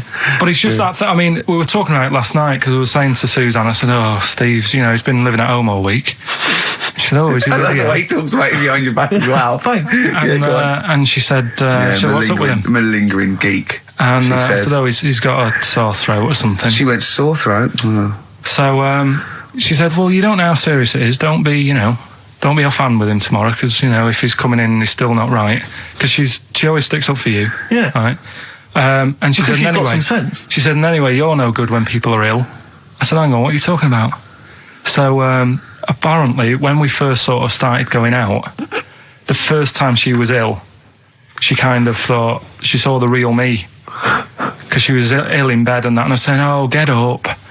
And, of course, you can drink alcohol with these. And I just was like, you make yourself feel worse if you lie in bed. I said, come on, we need to go shopping. And she said, you go shopping. I said, no, I'm not, because I'm rubbish at shopping for food. Do you know what I mean? I'm all right at getting that night's food, but once it starts, you've got a plan. Sure, yeah, you're dropping the bananas. I forget all sorts of stuff. Yeah, so she said, I've got over the floor. Well, she was feeling out on that. She said, I've got a temperature, so we'll come to the supermarket and not hang about in the chicken. Frozen chicken section, cool yourself down. Yeah, sure. And it made her worse. So now she was like, do you remember that? And I was kind of like, Who's that hot woman sitting in the chicken fillets? Yeah. That's Karl's girlfriend. Yeah. She's obviously ill again. Even when I was younger, do you know when I told you that I was picked at school to give old people biscuits? Right, yes. Because you had nice hands, Because I had nice nails, right? Yeah. And then because I went down a storm at that, went down a storm at that. They said, bravo! Getting back with the Garibaldi's the best I've ever had. Bravo! What do you mean you went down a storm? Because I'm into biscuits, so... You knew your stuff! I was talking to him about... I'm into biscuits! Right, so... Did you make sure that they finished the first layer before you dipped into the second layer? No, there's no rules like that. Just no rules. What do you want? What do you want? What do you fancy? Yeah. So then, because I was good at that, we were going to an old people's home where they're a bit iller, rather than just being old. They were ill. Yeah. And I said, no, not doing that. Not going there. Because they're old people. Yeah. They don't want biscuits. Well, yeah, that's the They're too sweet. So So did you have to dunk them in tea before you fed them to them? No, it was just like. Did you feed them like? Did you have to chew? Did you have to chew their food, then stick it down their throat with your face, like a little bird? Yeah, a little trolley, right? Yeah. A lad who I didn't really get on with. He had good nails as well, so he was serving the tea. Yeah. And I just had a chat and said, "Oh, do you want a biscuit with that? Yeah. What about this one? Do you like bourbons?" Yeah. Oh, you really did the whole. Oh, right. So you weren't just. It wasn't like their choice. You offered a selection. Well, I sort of sold them because the thing is, there's only so many, so you've got to handle the situation well. Sure. You don't want too many in one type, so it's like, well, you've had a bourbon. Yeah. What a great life they lead. They probably only pay about 900 quid a week to stay in that particular home. Yeah. And they get a free bourbon by a kid with clean nails. Brilliant. Whoop-de-hoo. Oh. So anyway, I found these things. Do you want to yeah. So what's it? Explain this again. Right, so I got back off holiday. The first job I found out I've got to do is work with Ricky for a voiceover. I do a regular thing. I do X-Ray magazine, but I'm allowed to make the script up. And they said I could, so I did. Right, so imagine this. Well, I know you, Rick, and I know you like to put a lot of work into these things. Yeah. You want to do a good job. So he rolls up, he says, let's do it then. He said, what's in the magazine? I said, well, here's a selection of stuff. This is what you've got to sell. He said, leave it with me. He goes into the little booth, and the first one he comes up with is this little advert for it, right? X-Ray magazine. It's out now. It's £3.50 May edition. Music of Tomorrow. Dandy Warhol's picture, and there's a free CD with all the Placebo and the Donners and Smog and Nightmares on Wax and Alpine All Stars. Only £3.50. It's out now. Buy it, innit? Have you got a sore throat there? Well, that's all right, isn't it? And he was going, you can't. I said, we are doing that. I've done one. That is it. That's it. So I persuaded him. He went, right, okay, we can possibly put that on XFM, right? I'll have to see, right? And so I wouldn't do it again. And he went, but you need one for Capital. He said, Capital will know what I went, right, I'll do one more for Capital. Because all the stations advertise the XFM magazine, right? So this is the one that you thought would be all right for them. Ooh, hello, you loonies in Radioland. Dr. Frog here to tell you about the new edition of X-Ray magazine. It's out now and it's only £3.50. You've not heard of it? It's a great music magazine. And you get a free CD featuring bands like Placebo, They Wear Makeup But Leave Them Alone, Gold Chain, Smog, OK Go, The Donners, and all great bands that you'll love to... Froggy here, hello. Bye. Ribbit, Froggy says bye it. Oh, well. So then... He says, that's it. You had your money's worth. Dr. Frog's still on there. He's still on Classic. I said, that isn't going to go out. They're not going to be happy with that. He said, you've had your money's worth. I'm going. Yeah. So I'm left with that. I then have to get the bosses in. And because I've let him go, in a way, it's my responsibility. Yeah. So I've obviously thought I've got what I need. I had to play them to the MD. What did he say? And justify... Well, I was sort of thinking if I laugh... He might go, well, I don't get it, but he finds it funny. Oh, brilliant. Well done. So I was laughing. He was sort of thinking, you know. Excellent. Is that it? Brilliant. When do they go out then? I think one of them's going out at the moment. Excellent. I think the first one's going out. Brilliant. Well, let's play a great track then. Is it Dr. Frog? I'd like to see Dr. Frog feature maybe on our show more often. Okay. Oh, I've got some new comedy characters. I can't believe that. You know, I love the work of comedy greats like Chris Moyles and Noel Edmonds. I've got some really funny comic characters that'll be popping in and out of the studio. Save them. Okay. I'm excited. Badly Drawn Boy. All possibilities on XFM 104.9. I'm Ricky Gervais, with me, Steve Merchant and Karl Pilkington, and a few new characters. Steve, I can't believe as that. I said, you know, I know you love Moyles and his sort of wacky stuff, and Chris Moyles, Edmonds, one of the greats, and Edmonds, and just all the. No, well, I'm going to go along the same sort of vein. I've got a couple of. Can I do a little? Can I show you one? I'm excited. Okay, well, it always starts with a sort of doorbell. Okay. So it goes, ding dong. I go, oh no, hold on, Steve, hold on, Karl. Who's that at the door? Yeah. Hello. Oh, hello. Oh, look. It's Camp David, the right queer gay. Oh, hello. Hello. You look all gay today. Is that because it's nice weather? Oh, no, that's not what it means. Oh, have you got a girlfriend, Camp David, the right queer gay? No, but I've got a boyfriend. Yeah. Oh, bye. Yeah. Right. Oh, ding dong. Oh, it's another one. Another comic. Hello. Oh, look. It's Holy Fuck, the little funny Chinese fella. Wait, that's his name, Karl. That's his name, Karl. Karl. Hello, Holy Fuck. Harold. Yeah. Right? Yeah, that's fine. Mr. Fuck. You can call me Holy if you want. No, I'd prefer to call you Fuck. Yeah. Right? You're right. Nothing wrong with this so far. No. Have you got a girlfriend, Mr. Fuck? Achoo. Oh, you haven't got that SARS, have you? Yeah. No, that's my girlfriend's name. See? Yeah. Oh, just before you go, Mr. Fuck, I've got two things here. I've got a nice Trilby hat that you could wear, or I've got a little lampshade. Right. Which one do you want to put on your head and walk around? I presume the Trilby. No, but it's not. No. Yeah. The lampshade. Lampshade, of course. Bye. See you later. Yeah. I thought they were genius. Can I be honest? I'll be honest. I thought they were brilliant. I thought they were. You didn't steal them off Chris Moyles, No. They're original. Because sometimes Chris Moyles has done stuff as good as that. I know. Yeah, I know. But no, these are all mine. So there you go. We'll be hearing more from Camp David, the right queer gay, and Holy Fuck, the funny little Chinaman. What? All right, Karl. Yeah. Is that your sort of humour? It might not be your sort of humour. You just should have run it past me before you did it. Yeah. What one are you worried about in particular? not Camp David. Well, say his name. No. Say his name. Which one? I don't know which one you mean. The Chinese fella. Well, I forget who that was. What was his name? I can't remember. Well, if you can't remember, it can't be that good, so we'll leave it. We won't do it again. Right? I'll tell you what I've got, Steve. Oh, what? I'll tell you what I'm thinking. Go on. Right. Do you know, like, TV programmes sort of get rested in the winter? Ding dong. Oh, no. Hang on, who's this? Oh, go on. Hello again. Not now, Mr. Fuck. We're talking. Bye. Is that Holy Fuck again? Yeah. Okay, Carl. Look at Carl's face. Right. Okay, that's it now. I'm not answering the door anymore. Right. Okay, go on. Right. Yeah. Ding dong, ding dong, ding dong, ding dong. He's trying to get in. You've got. Don't be impolite, Rick. Come on, Rick. He wants to come in. No, it's too late. It's too late. He's gone away now. Go on. Right. Anyway, what I'm thinking is, Rockbusters coming back for a bit. What? What are you talking about? He likes my idea. He likes my characters. He doesn't like that idea.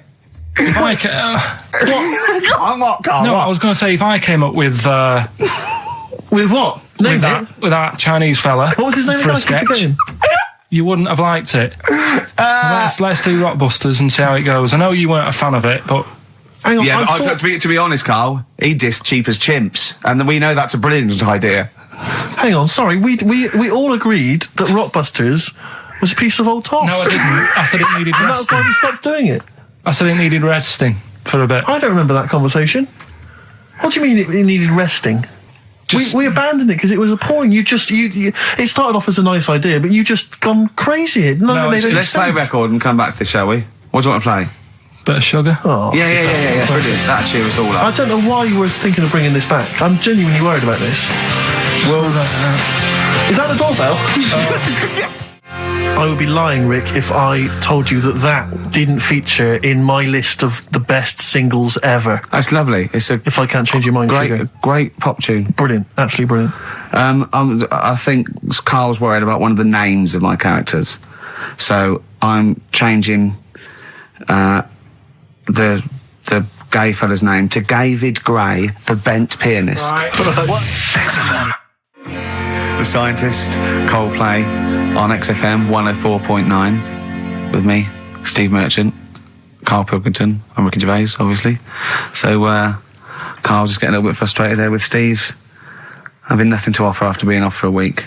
Do you know what he calls you now behind your back? Oh, God, here we go. No, it's all right. He calls you the Professor, because of a picture of you in My Media. Oh, right. What did you say? He said it. Did you approve it? I didn't actually, no. No, you know what it is, don't you? It's, when you take it from an angle, it sort of distorts one side, and they've taken a picture from a bigger picture, I think, and so it's, do you know what I mean, like he's looking in a kettle, and he went, what's going on there? He said he looks like one of those professors of BBC Two schools programmes. Well, I take that as a compliment, considering what I call you behind your back. And I say, no, it ain't the professor.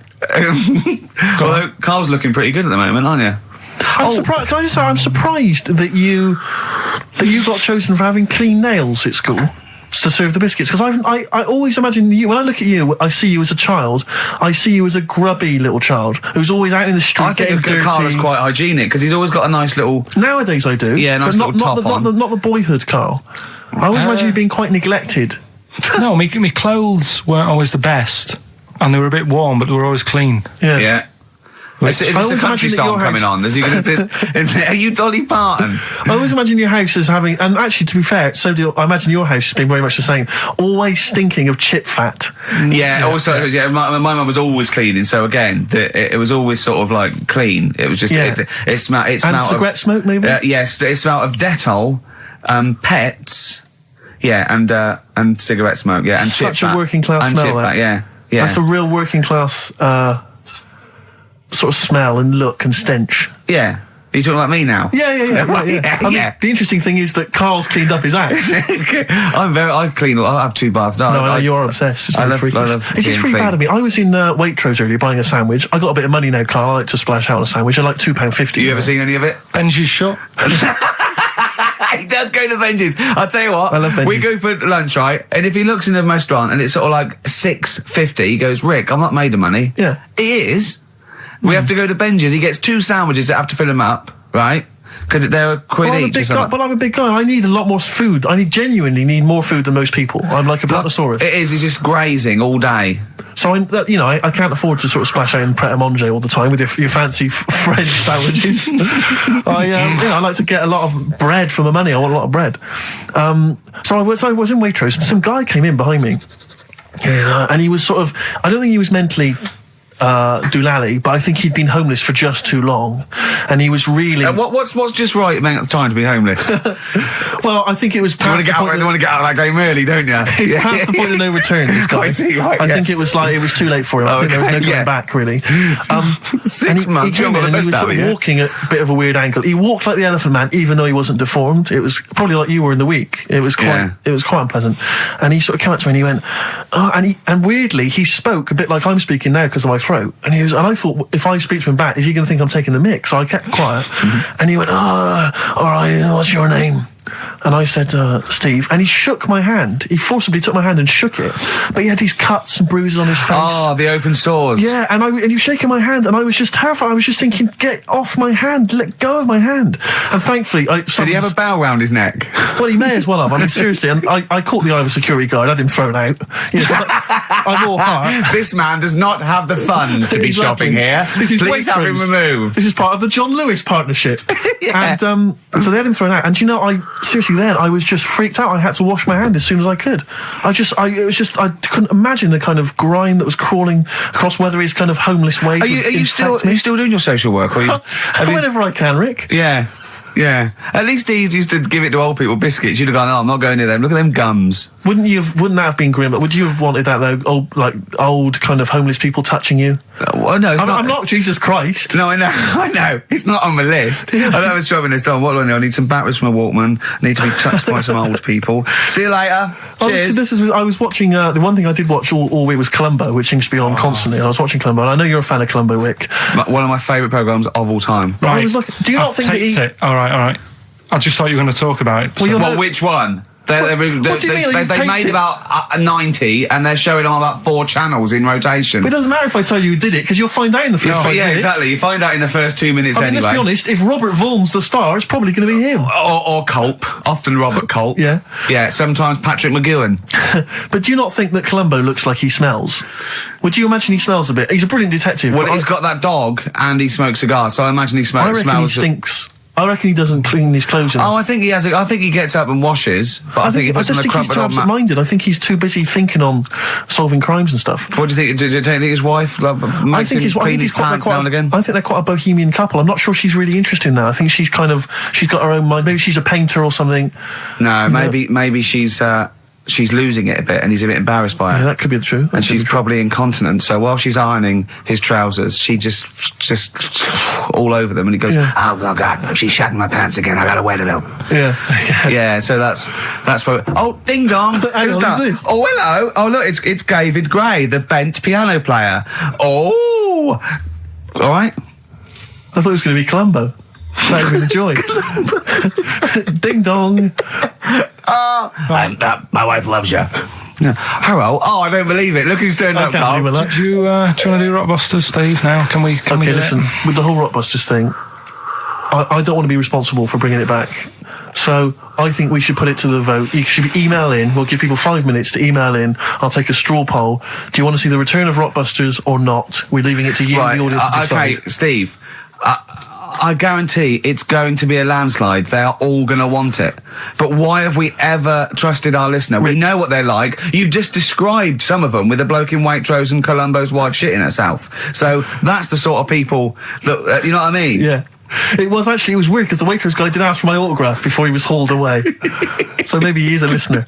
But all I'm saying is maybe the posters have drawn in some fresh blood. There's some people who've maybe not heard Rockbusters before. They're the ones who probably vote for it. Anyone else who's heard it before, surely they're not going to see the return of that.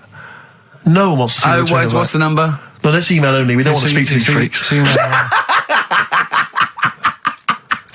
Nicky.Gervais at XFM. I know the fact we don't want to speak to these freaks. We work with one of them. Yeah. God. Yeah. If you want to see the return of Rockbusters, vote yes. If not, no. Tone it down a bit. Let's not do 3. No, it's got to be 3, otherwise it's too easy. Ricky.gervais@xfm.co.uk. Right, just choose the best one. Right. The Seeker from The Who. Brilliant. Classic rock. On XFM 104.9, I'm Ricky Gervais, with me Steve Merchant, Karl Pilkington. All right, well, unsurprisingly, the overwhelming consensus is that people would like to hear the return of Rockbusters. I should, however, point out just some of the no responses. Let me see what we've got here. Is Dickie Anderson called in yet? Sadly, nothing from Dickers. I think I might make him one of my hilarious sort of comedy characters. What do you think he would sound like? What would he sound like? I sort of probably like that, I think. Ding dong. Hello. Hey, it's Dickie Anderson. I can't believe it. Your show's rubbish. Something like that? I mean, I think you should work on them perhaps before You're saying there's not a lot of substance to these guys? I'm just saying that, once the novelty of the doorbell has worn off... I don't think you understand comedy on radio, Steve. I'm not sure I do, to be honest. Listen to Noel Evans, listen to Moyles. You'll see you don't need to riff with it. It's just, you just do the doorbell and just say they're here. Right. That's all you need to do. Sure. So, that's the main thing. Well, so we've had a couple I'm of thinking of some responses. more characters as well. We'll keep working on those. Yeah. Marcus has emailed. He says no to Rockbusters. He hasn't heard it, but it sounds rubbish. Believe me, you couldn't be more right. Well, does The Office sound good as a title? All right. This is someone else. Don't bring back Rockbusters. Please, can we have more Holy Fook? You're not pronouncing it right, Steve. I know. I was just a bit edgy there. Holy fuck, the little Chinese fella. Holy fuck, the little funny Chinese fella. No, okay, all right. Well, otherwise, Karl, other than those few negative ones, most people want to see the return of Rockbusters. So, do I go on in. Tell people what the prizes Let's are? go. Let's do it. Yeah. Are these the prizes? Yeah, they're the prizes. All right, let me have a look. We've got the new album from Goldfrapp. What's this one here? Oh, I have no idea. The Yardbirds. A new album from the Yardbirds. On VHS, Coogan's Run, the show where different characters make an appearance each week, including, I think, Pauline and Paul Calf. Good stuff. Who the hell wants this? Meglos, a Tom Baker Doctor Who edition. And the only decent thing really in the collection, other than Coogan's Run, is the X List, the double CD featuring lots of current indie favourites. So not bad little selection there, Karl. Yeah, well, if you are new, you haven't heard it before, I sort of give a cryptic clue and then some initials. I'd say it isn't cryptic. It's like, what am I thinking that might or might not be the initials that I'm going to say. That's how you got to think, really. Yeah. But go on. Do you want to remind them of any that spring to mind? Just as a Exploding Pet was Atomic Kitten, doesn't really work. What else? I fell down in a puddle in Texas. I got my legs wet. Knelt down in the puddle, got my legs wet. Wet Knee Houston doesn't work either. Whitney Houston. Jamaican swinging a fish round. D-trout spinners doesn't work in the slightest. Doesn't work in the slightest. How they work. So there's 3 of them. You email in. So here we go then. Number 1, the gingerbread man has only got 1 leg. Right? The gingerbread man has only got 1 leg. Got the it. Initials there, LB. LB, right? Okay. Second one. These people from the East Midlands swear a lot. All right? These people from the East Midlands swear a lot. These people from the East Midlands swear a lot. The initials TTD. Right? And the third one, have a holiday in Italy. Right? So you've done 3 then? TB is the initials on that one. So quickly again, the first one, gingerbread man's only I've got that leg. one as well. I've got that one. I got 2. These people from the East Midlands swear a lot, TTD. And the third one, have a holiday in Italy, TB. Email in with what the songs are and you win that stuff. Ricky.gervais@xfm.co.uk. Hang on, it's not the songs, it's the artists, isn't it? Yeah, just Oh yeah, like he said that. Yeah. Okay, fine. Email only, please. Ricky.gervais@xfm.co.uk. So we got that going. Yeah, looking forward to the answers on that. Bit of feeder would be good, wouldn't it? All right. I love this music. Forget about tomorrow. Feeder on XFM 104.9. We've had a response from Dickie Anderson. Dickie Anderson, our number 1 fan, although not a man who's, he's not afraid to criticise constructively.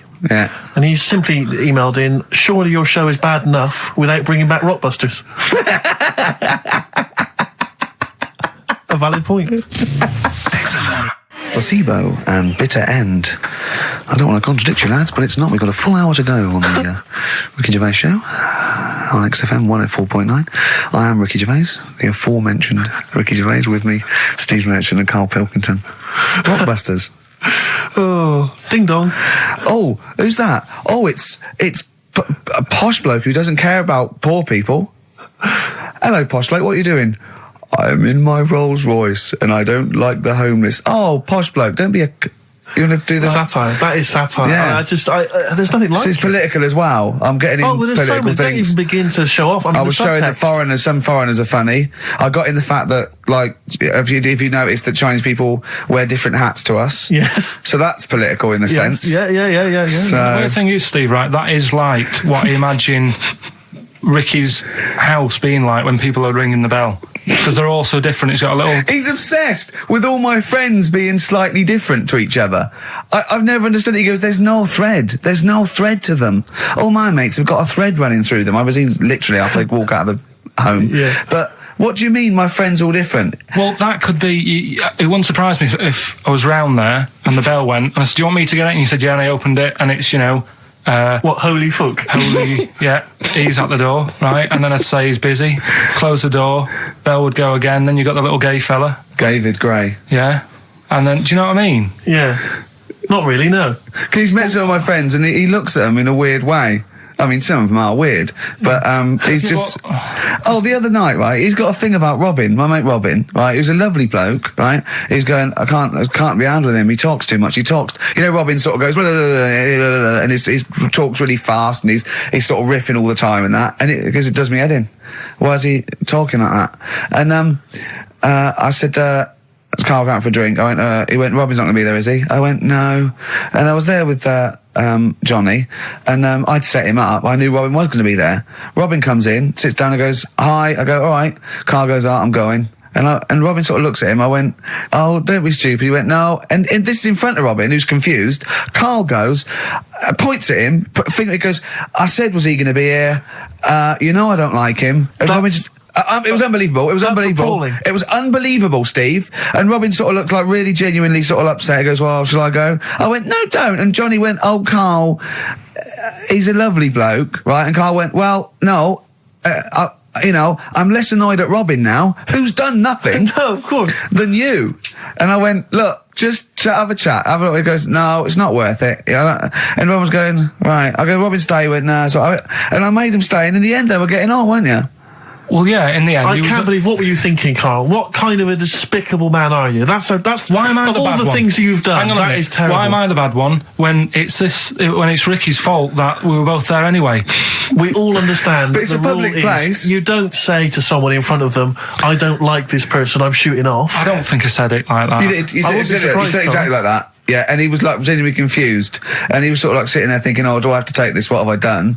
And he was upset anyway. He just done a show that didn't. You are one of those typical Mancs who are arrogant and they swagger around the place like I don't need anyone. And I'll tell you this: if you ever lose Suzanne, you are going to be one lonely man. I'll tell you, because you make no effort to maintain your friendships. You say these sort of things that he's saying to you about Liverpudlians, and I'll tell you what: I've never met a Liverpudlian as rude as you. You're like the Oasis brothers, Larry, loud, rude. No, but I said no. Robin's all right. I had a chat with him. He was a bit quieter the other night. He was fed up. I said if he's fed up all the time, I'd be happy. I said he's fed up because you've just insulted him. And he said he was all right. He didn't talk much. I said when he was upset because he'd been in the show and he said, well, tell me next time when his family dies, we'll have another drink.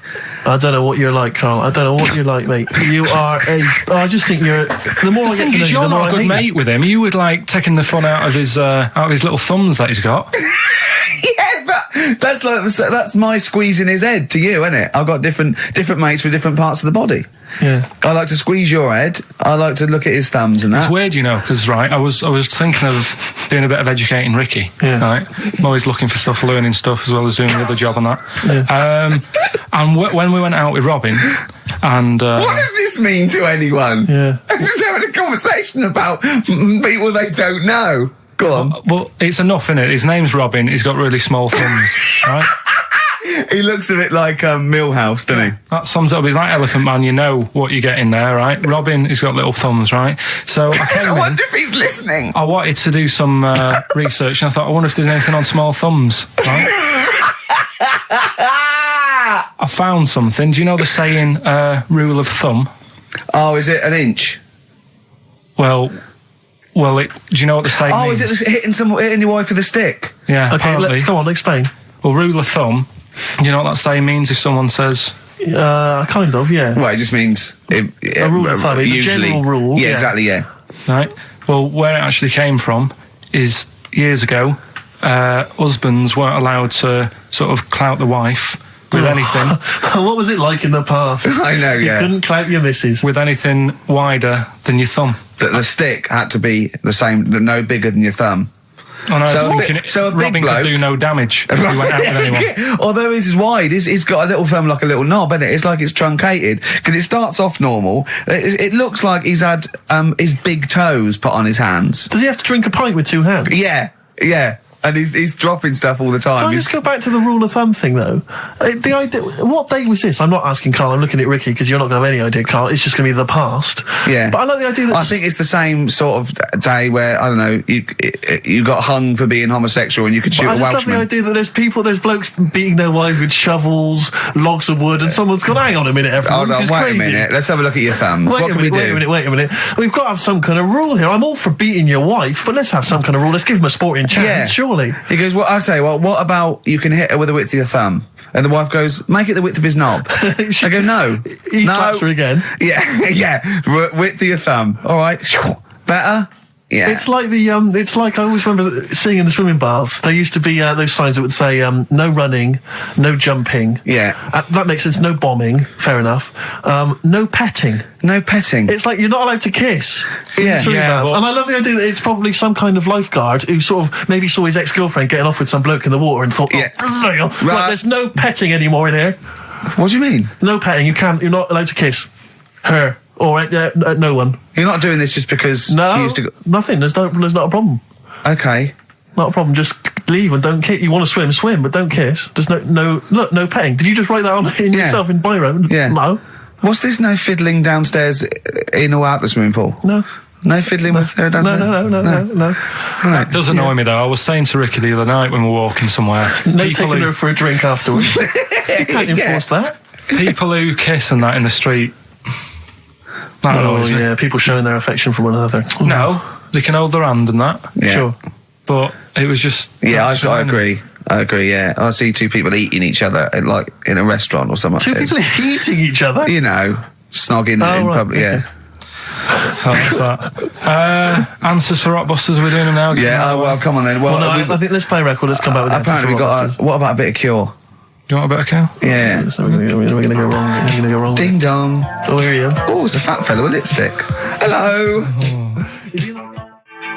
A Forest, The Cure, XFM 104.9. Good track, isn't it? Oh, yeah. Going all the way back. All the way back there. Wow, Rockbusters, the results. You've had a few proper answers, I hear. So either I'm wrong or people do think like you. I've got two of them. What are the clues again? Right. First one was the gingerbread man has only got one leg. I got that. That was LB. Limp Bizkit. Right. Yeah, the third one that I think you worked out. Yeah. Have a holiday in Italy. Chewing Breaks. TB, Chewing Breaks. Yeah, this is the one I can't get. If there's a reason why I can't get this, we're not doing Rockbusters. Can I give the answer to this one? Yeah. What's the clue? The clue, these people from the East Midlands swear a lot. Yeah. TTB. The answer? TDD. Yeah, go on. Give the clue again. These people from the East Midlands swear a lot. Tourette's Trent D'Arby. Right, you're never doing Rockbusters again. Tourette's Trent D'Arby. Right, you're not doing it. You've blown it. You see, you sneak that one in. Yeah, but I always like to sort of give two that, are fairly easy, and then you sort of work out the men from the boys then, don't you? Yeah. Well, I mean, if I'd have done a character called Tourette's Boy, friend of the little Chinaman, and it went, ding dong, oh look, it's Tourette's Boy, friend of holy fuck, holy fuck, you'd have been annoyed. Do you know what I mean? Oh, who's your mate, Tourette's Boy? Holy fuck. You'd have been annoyed, wouldn't you? Is that a character from Lenny Henry's show? I can't remember whether it's Chris Moores or Lenny Henry. Yeah, one of them. Anyway, the winner, lucky old Richard Perks from Birmingham. He's listening presumably on Sky, and so nice to have him listening. And that's Richard Perks. He's got those answers, all of them right. In fact, most people seem to get Terence Trent D'Arby or Tourette's Trent D'Arby. Well, I think that's offensive. If you want to complain, what's the number? What do they write to complain about that? Using the same person you told people to write to and tell them I was a knobhead and shouldn't be on the radio. Last week when I was away. Did anyone do it? I think a few went through. Did you listen to the show? I listened back to the recording of it. Did you get any emails before you listened to the show? Yeah, when I got in. Did it upset you? What sort of things was it? Just stuff, I can't remember. It was weird because there was like a few of them in a row and I just thought, what's happened here? Yeah. Because we said that, because you weren't here. So what did you say? I just said phone in. We had a couple of genuine emails that liked the show, didn't they? Yeah. And I said phone in and leave messages or email Andrew Phillips and Karl Pilkington and just say the show was great. The show was brilliant without him. But they went a bit too far, did they? What did they say then? Oh, I can't remember. I mean, it doesn't bother me because I'm not bothered what people say, am I? No. Do you know what I mean? No, you don't care what you say to people either. Poor little Robin, he looked crushed. Whatever. Whatever. Well, it doesn't matter because he's doing well at what he does. He couldn't even hitchhike home because they wouldn't stop because his thumbs didn't show up. He was waiting there for ages by the side of the road. Do you know the difficulty he has buying gloves? It's murder for him. He wears little oven gloves. Yeah. From like Wendy houses. He has to wear Barbie oven gloves. Yeah. Oh. Right, so the winner there, Richard Perks in Birmingham, if you could just email him with your address. There was another winner, wasn't there? What was his name? There was one person who got all the right answers and there was almost a winner, but his name was Peter Kay. And I like Peter Kay just coming second. So we gave it to Richard Perks. Yeah. Peter Kay. Let's play a record. Radiohead. There. XFM 104.9. With Gervais, Steve Mitch and Karl Pilkington. Right, Rockbusters. Well, you shot yourself in the foot with that. So, Tourette's Trent D'Arby. Amazing. I mean, what did you think of first? His name and what words you could put in there? I normally sort of just go through a Guinness Book of Hit singles and go, right, who can I do? Right. You're giving away a lot of. I mean, you're an enigma, Karl. I wouldn't give away your workings. I mean, because then everyone will be able to do it. And what you've got now is a gift that people can't really tap into. Do you know what I mean? See, that's what Lenny Henry and Chris Moyles' mistake. See, I've sort of worked out how they do their comedy, and I'm doing it now. Sure. Do you see what I mean? Now that, I'm doing it. I think the only way that people would start to be able to replicate a lot of what Karl does is if maybe they had a severe blow to the head or they were diving and they came up to the surface too quickly. Ding dong. Oh, I'd like a severe blow. Oh, get lost, David. Oh, let's have some adverts, quick. Steely Dan, reeling in the gears. Sorry about that. Look, he's going to put on his little duffel coat. Yeah. Well, I'm not very well. You look like someone that walks around Forbidden Planet. Don't say that, that's the ultimate insult. You can say I look like something that you'd buy in Forbidden Planet, but not someone that goes shopping in there. Please. The Professor. Oh, the Professor. Oh, brilliant. Oh, talking about weird-looking heads and stuff. Go on. We're doing that cartoon on the internet at the moment, that little cartoon I did of Karl. And the bid's up to 200... sorry, that doesn't make any sense to people that don't know what you're talking about. Oh, I did a little cartoon of Karl. And because he doesn't like his picture in the paper, when people request a picture of us, he started sending that off. And it's in Heat, and it's going to be in Jack. And they put it on the internet, and they're bidding for it, aren't they? Yeah, it's at 200 quid. That's ridiculous, isn't crazy. it? That's so crazy. What I thought was, we've got to frame it, Karl. We've got to put the copy of Heat in or something. You'll have to the winning show, the show that they win on. You'll have to do a copy of that. So you know what I mean? They get something for their money. I think I'm mildly embarrassed. So it's for good cause and everything. But didn't someone say 250 if they can come in and watch the show? Yeah. We can't do that. We don't allow people. But what I thought was, what about the winner gets to come in and squeeze your head? So they get in for just 2 minutes. We present them with it. No, Yeah. No. What do you mean no? I'm not having strangers coming in squeezing my head. What? You mean it's for charity? It's for charity, Karl. Come on, mate. What are you like? I don't care. I'm not doing that. I think even an ill person would say, no, it's all right, I'm not that ill. What do you mean? You don't have to have your head squoze for us. Squoze?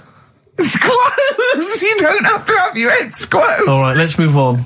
So how will they bid then? How will they know they won? xfm.co.uk/Ricky. You can see the picture on there. If you're interested, if you think it's worth more than 200 and you got some money, then you send an email in saying I'll give you, 220 quid or something. But are you not going to let them squeeze your head?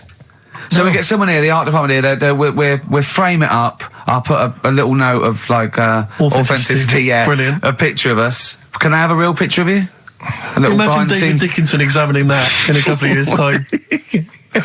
This is as cheap as chips. Yeah. You can sue him then because he ripped off your phrase a little bit, didn't he? You've been done here, mate.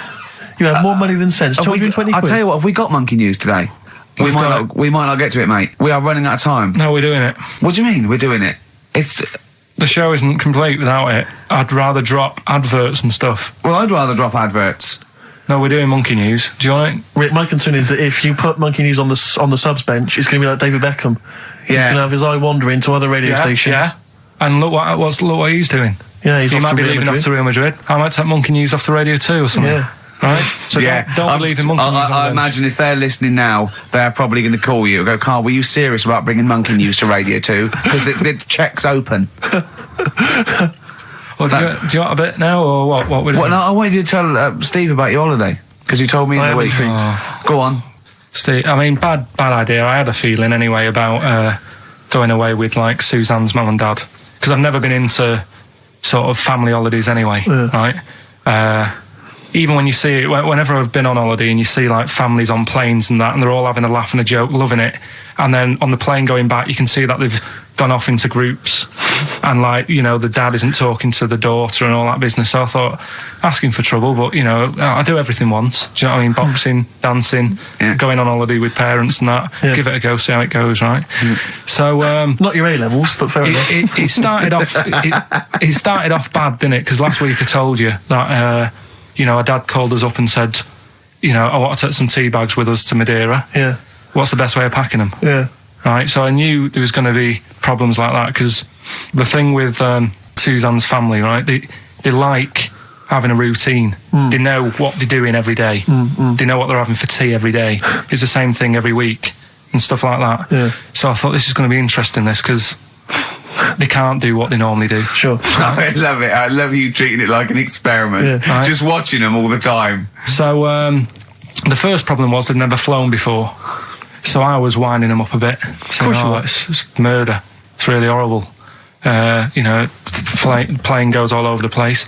And Mum had done some research saying, well, I've been reading about it, and she got a funny accent. More people, there's more chance of me being killed on a donkey than there is on a plane. So I upset her. I said, right, when we get there, Spain. I said, when we get there, let's see if there's any donkeys on the beach. Yeah. Right? And she didn't like that. So, what? To joke about you hoping she died? Yeah. What's up with her? Right, so we get there, and, they see the villa and that, they're quite happy with all that business, right, with all that stuff.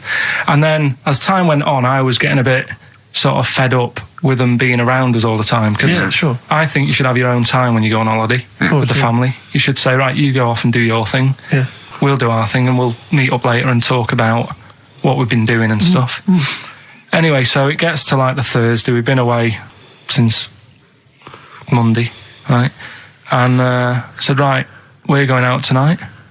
So our mum says, yeah, we'll come with you. I said, no, it's just us. We're having a bit of time on our own, right? Is it true you said to her, you told me this, you said to her, you started to annoy me, I want some time on my own? Well, I told her at the start, I said, it's going to be interesting, this, because people annoy me when they're around me a lot. Sure. So I wasn't nasty to her, I just was saying people, not her. Oh, right. Yeah. Do you know what I mean? I'm just saying, you're going to get on my nerves. So, you hailed a donkey for her. So, no, but seriously, right, with the flying, do you know those stockings that you can get because of deep vein thrombosis? Sure. She had them on in the cab. Brilliant. And it's only a 2-hour flight as well, so that was annoying me. Right, so anyway, it gets to this, the Thursday night when I'm going out with Suzanne, and her mum's like sat on the sun lounger outside. So where are we going tonight? I said, no, like I said, it's just us. We're going out having a bit of time to ourselves. So I could see as the day was getting on, she was realising that she's got a night in with like her husband, right? Her face started to like look miserable. Sure. I thought, I'm loving this. Right? So I said, right, I'm going in to go and have a shower, go and get ready for the tonight. It's going to be great. And winding them up, wind them up because they can't come, because he said they can't. Right, so I go upstairs, have a shower and that. I come down, and a mum's smiling. Oh, hang on. So I'm thinking, hang on a minute, what's gone on here? So I went to Suzanne, I said, why is your mum smiling? She's not coming. She said, no, but my dad said he'll take her out now. So in a way, she was happy because she got her own way, which annoyed me. That annoyed you, sure, because you wanted to... Like, you don't even want her husband taking her out? Well, it's just the fact she didn't want to go out. She was happy to stay in and have sausage, egg and chips that they'd found from some shop that sold English food. Right. So that's almost like what they do if they're at home. Sausage, egg and chips. So she was happy with that if we were staying in and having that. But because we were going out, she was fed up. Right. So she's smiling. So she's going, yeah, I'm going out now. So I said, well, enjoy yourself. She said, where are you going? I said, well, it doesn't matter, does it? You don't need to know. Sure, she's not going to where we're going. Oh, you just don't want us to be in the same restaurant. So yeah, that's right. I said I want a night out on my own with Suzanne. It's our holiday as well. I don't know how you can talk to me like this. This is not even his own parents. This is someone else's parents. These are the parents of the woman he loves. But even Suzanne sort of agreed with me. There's only so much time you can spend with your parents. That's why you leave. That's why when you're ill, you don't go home to them. Yeah? Sure. Yeah. Because the slight difference between me and you, Karl, is that not everyone in the world annoys me. Well, not everyone does. Just I can see what I felt a bit guilty that week when he said I was annoying him, but I realise it's not my fault now. No, everyone annoys him. Yeah. So yeah, it was an all right holiday. It was good to get back. Brilliant. Won't be doing it again. So. No. And what now would you say is your relationship with Suzanne's parents? Is it a frosty one? No, I just think they know that I don't like to put up with them for a long time. Yeah. I mean, when we were packing, a man was upset because, like, she really liked the place where we were staying, right? Because it was quite a big villa, because there was a few of us. There was a brother as well with us, right? Yeah. So, our mum said, oh, I love it here.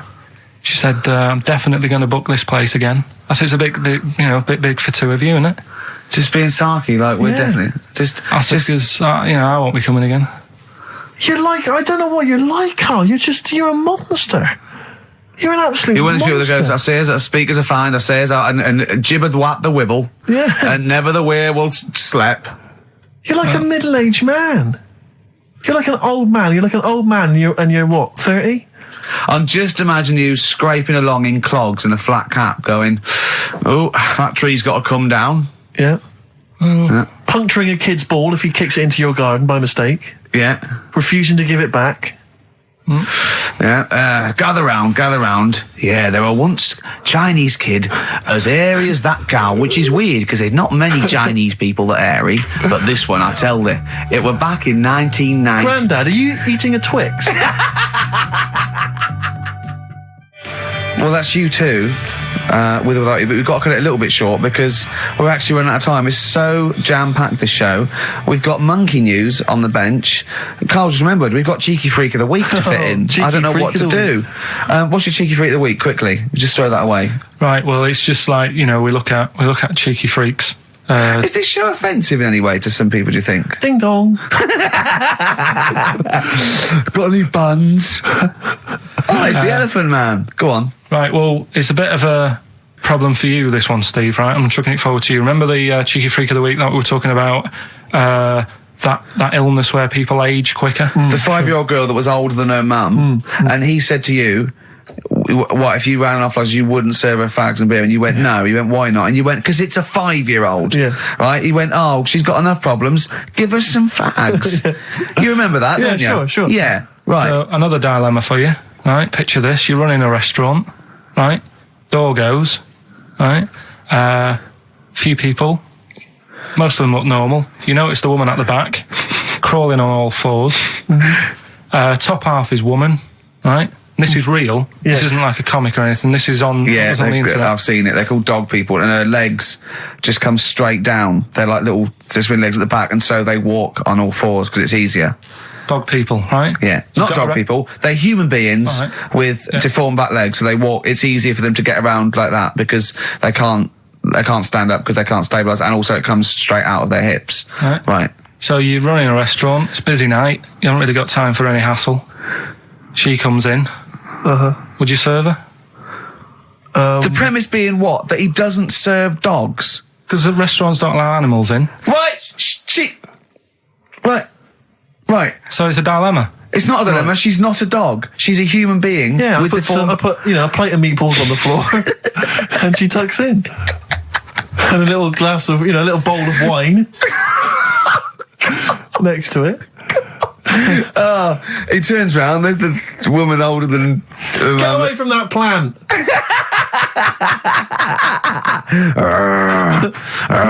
Is service included? Oh dear. Okay, so monkey news, please. All right then. Let's hear the jingle. Oh, chimpanzee that monkey news. Right. Now, before and again. Go on.